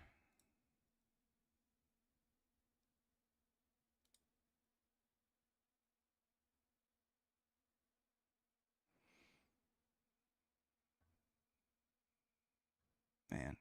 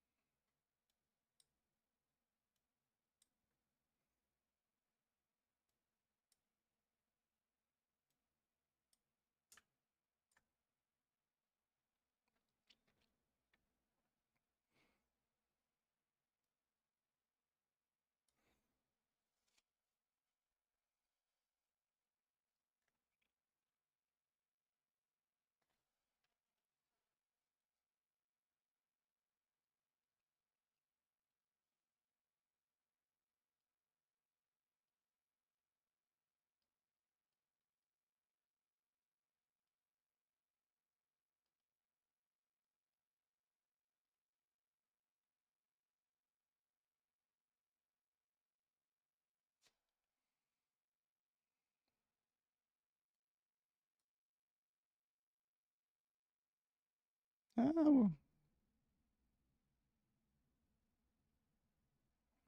we get through those 42s. It may take a stab long. We got a little bit of profit we can play with.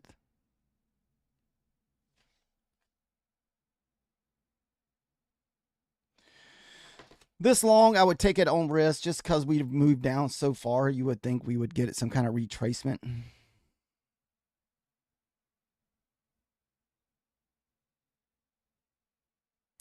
Sometimes we get a fake out a buck above a level, so that's what kind of worries me right here. You know, you think we're going to continue pushing back up through these levels, but we'll push above it and pull back on it. Got 4 minutes. We'll just see what this see what this candle does.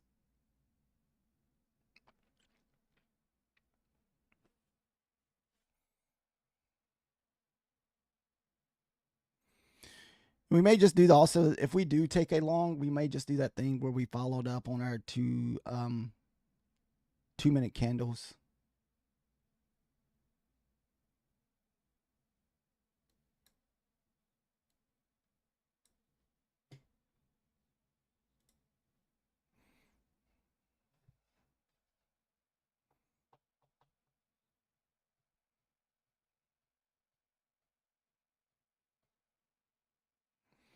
The only thing that scares me about longs is we have not finished out that gap down at the 182s, 180s area.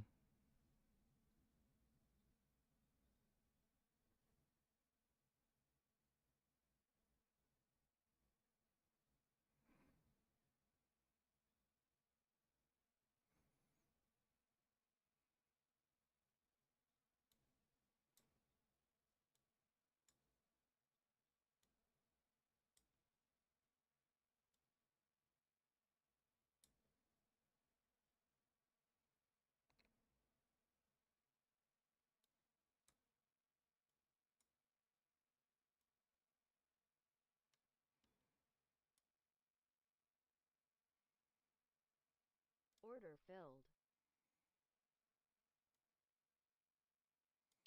We're just going to do this based off the 2-minute candle, and it could come back and stop us out and take some of our profit. We're going to shoot for just 20 handles. But if we start losing this 43, 42 area, more likely we are going to pull back down because this is our next leg up.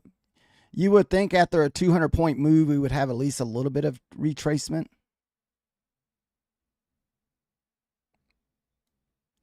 All right, so we're next 2 candle up.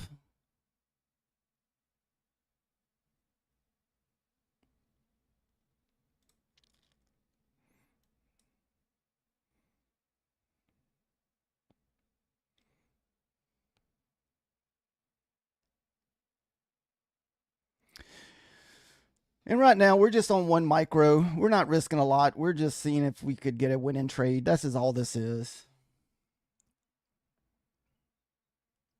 Like, I would not be entering this with a, 1 mini or anything.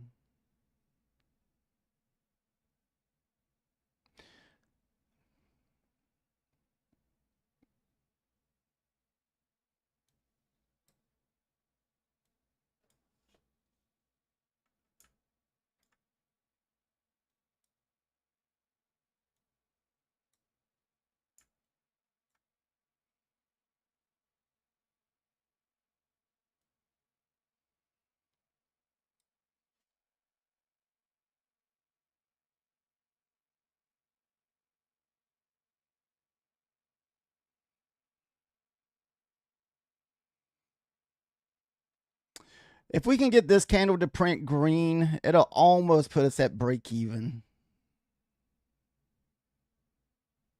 But we still got about 20 seconds left on this candle.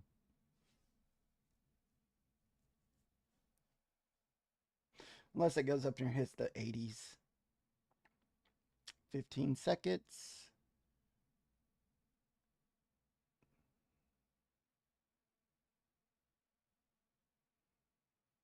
All right, so we're about to print a new candle. So right now we are risking 6.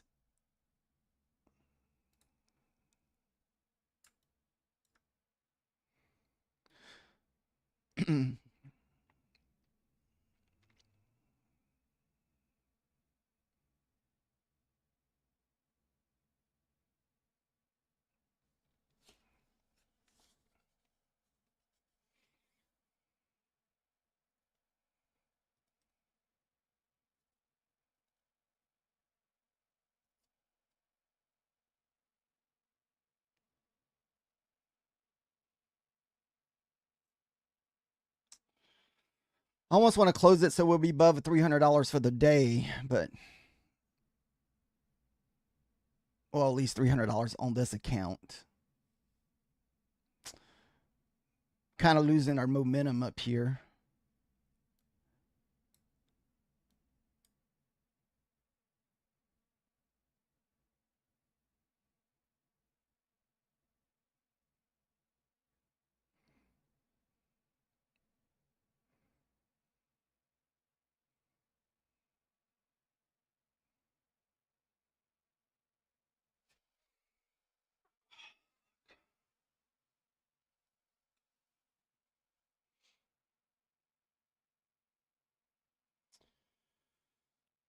This is not looking too promising. I'm not sure if we're gonna get the whole 20 here. If I was in his for more contracts, I'd probably start taking a few off just in case. Depending on how, safe you want to be.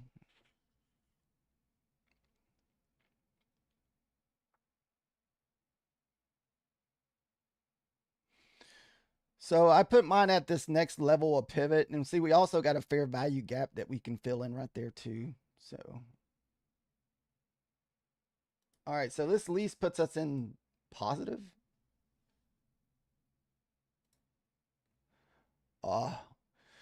We bounced right off of that 81. I thought we would at least push above it a little bit, but we bounced right off that next level there.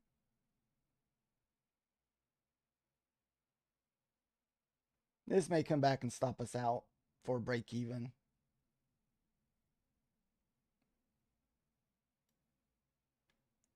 Just a little bit. All right.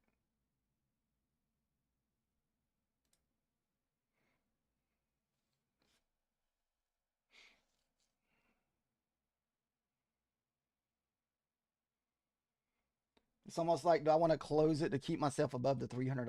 I almost want to. I think I will. All right. at least put us back up at $300 for the day on this eval here. I just feel like we're going to have a fairly deep pullback, and I feel like it was just going to come back and stop us out. So we weren't able to get the whole 20 points, but got close. We missed it by at least a couple ticks, it looks like.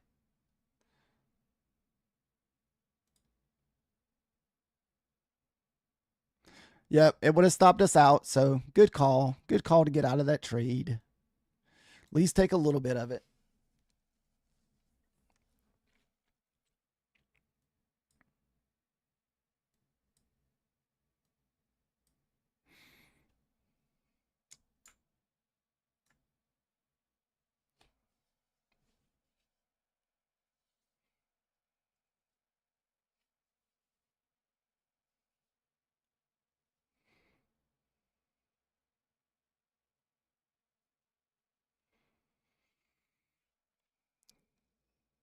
And I feel like if we do pull back, I feel like this could be an area that we pull back to clear out this gap here. But I think that thing just wanted my stop.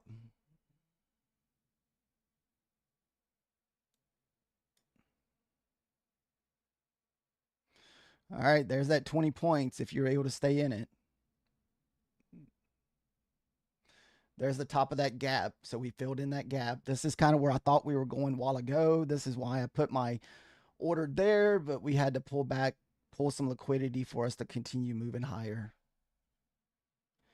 I swear, sometimes I feel like I'm a one candle specialist early. It seems like most of my trades, I'm always one candle early or one candle too late for the breakout.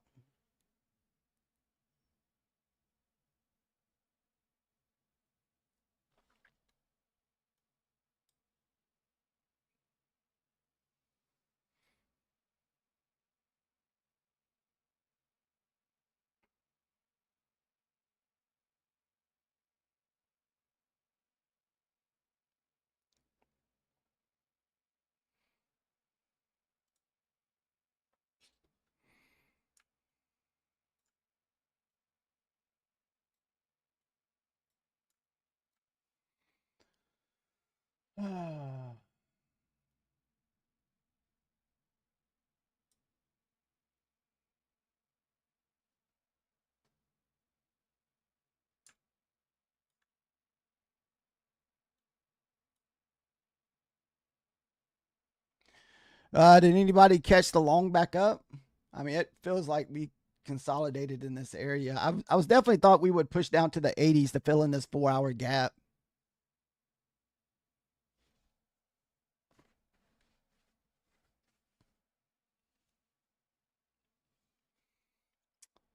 Wow.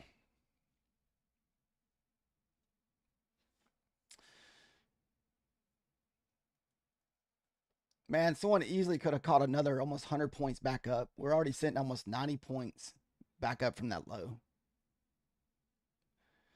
Too bad the market doesn't trade like this every day.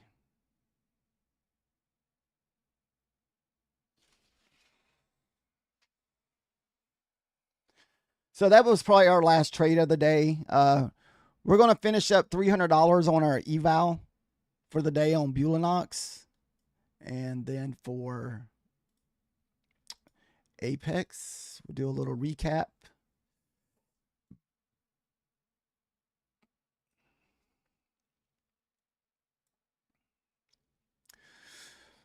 And some of my more riskier trades, sometimes I will trade off screen if I'd feel bad if someone copied those trades and, did bad or something.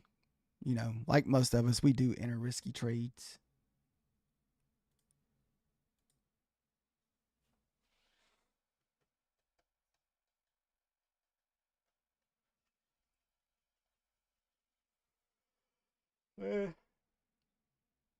It's taking a long time to switch between accounts.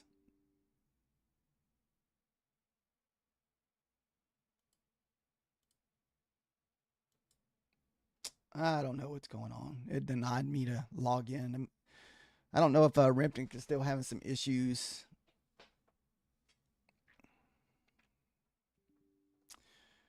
Yep, it won't even let me log into my Apex.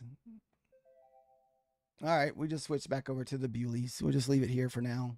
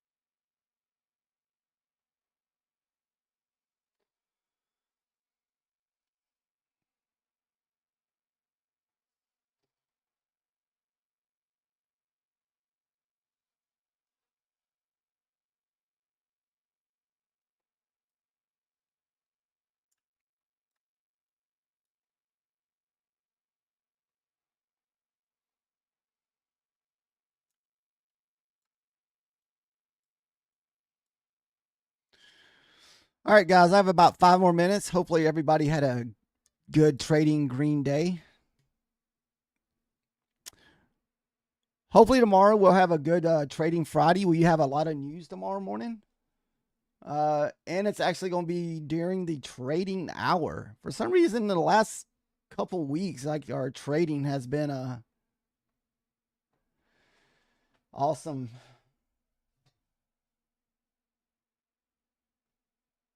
Let's see here. What was I put? Investing.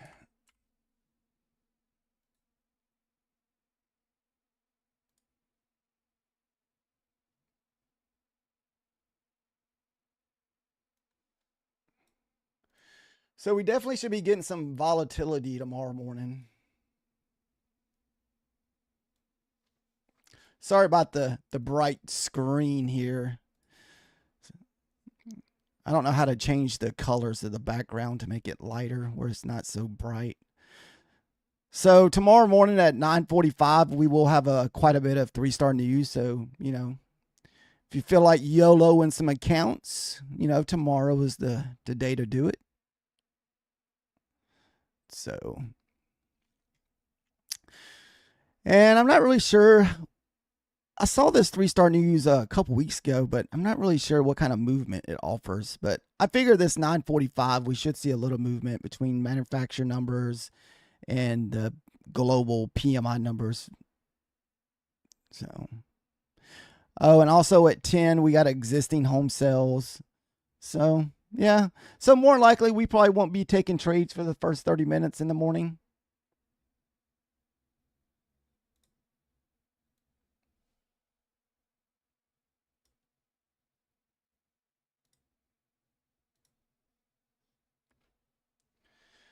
Definitely thank everybody for hanging out, stopping by today. Hopefully, next week we can start trying to stream a little bit longer. It's just this week's, I just have something I have to do every day this evening or, in the afternoon hours. Because usually the earliest that we get off is probably 2 o'clock.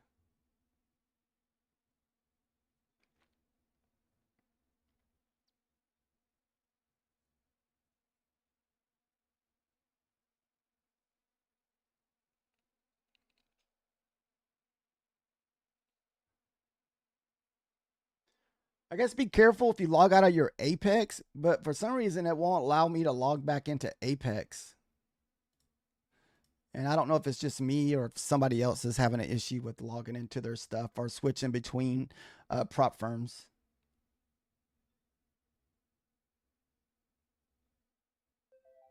Oh, there it goes. It finally let me that time.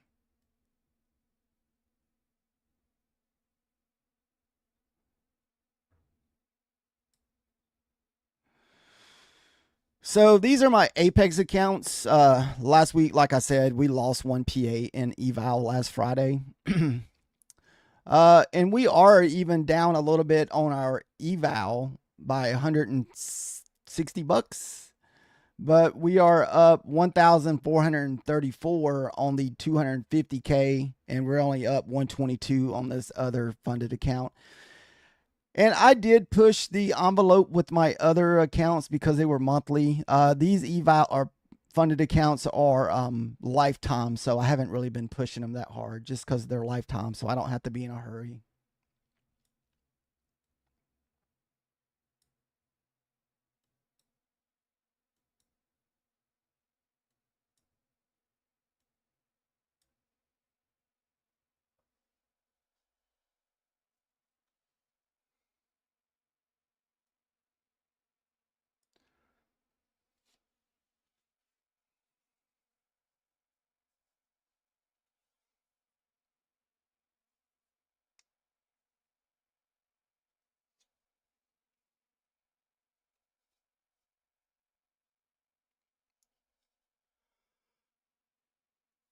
Man, I feel like I had the the push back up kind of marked out perfect. It just had to pull back and get me because this is the that gap here. We filled in that top of that fair value gap or imbalance gap.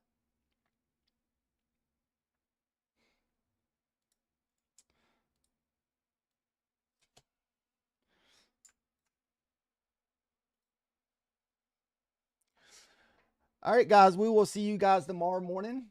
We will be back about the same time between 8 and 8:15. I mean 9:15 and 9 o'clock. Thank you, guys.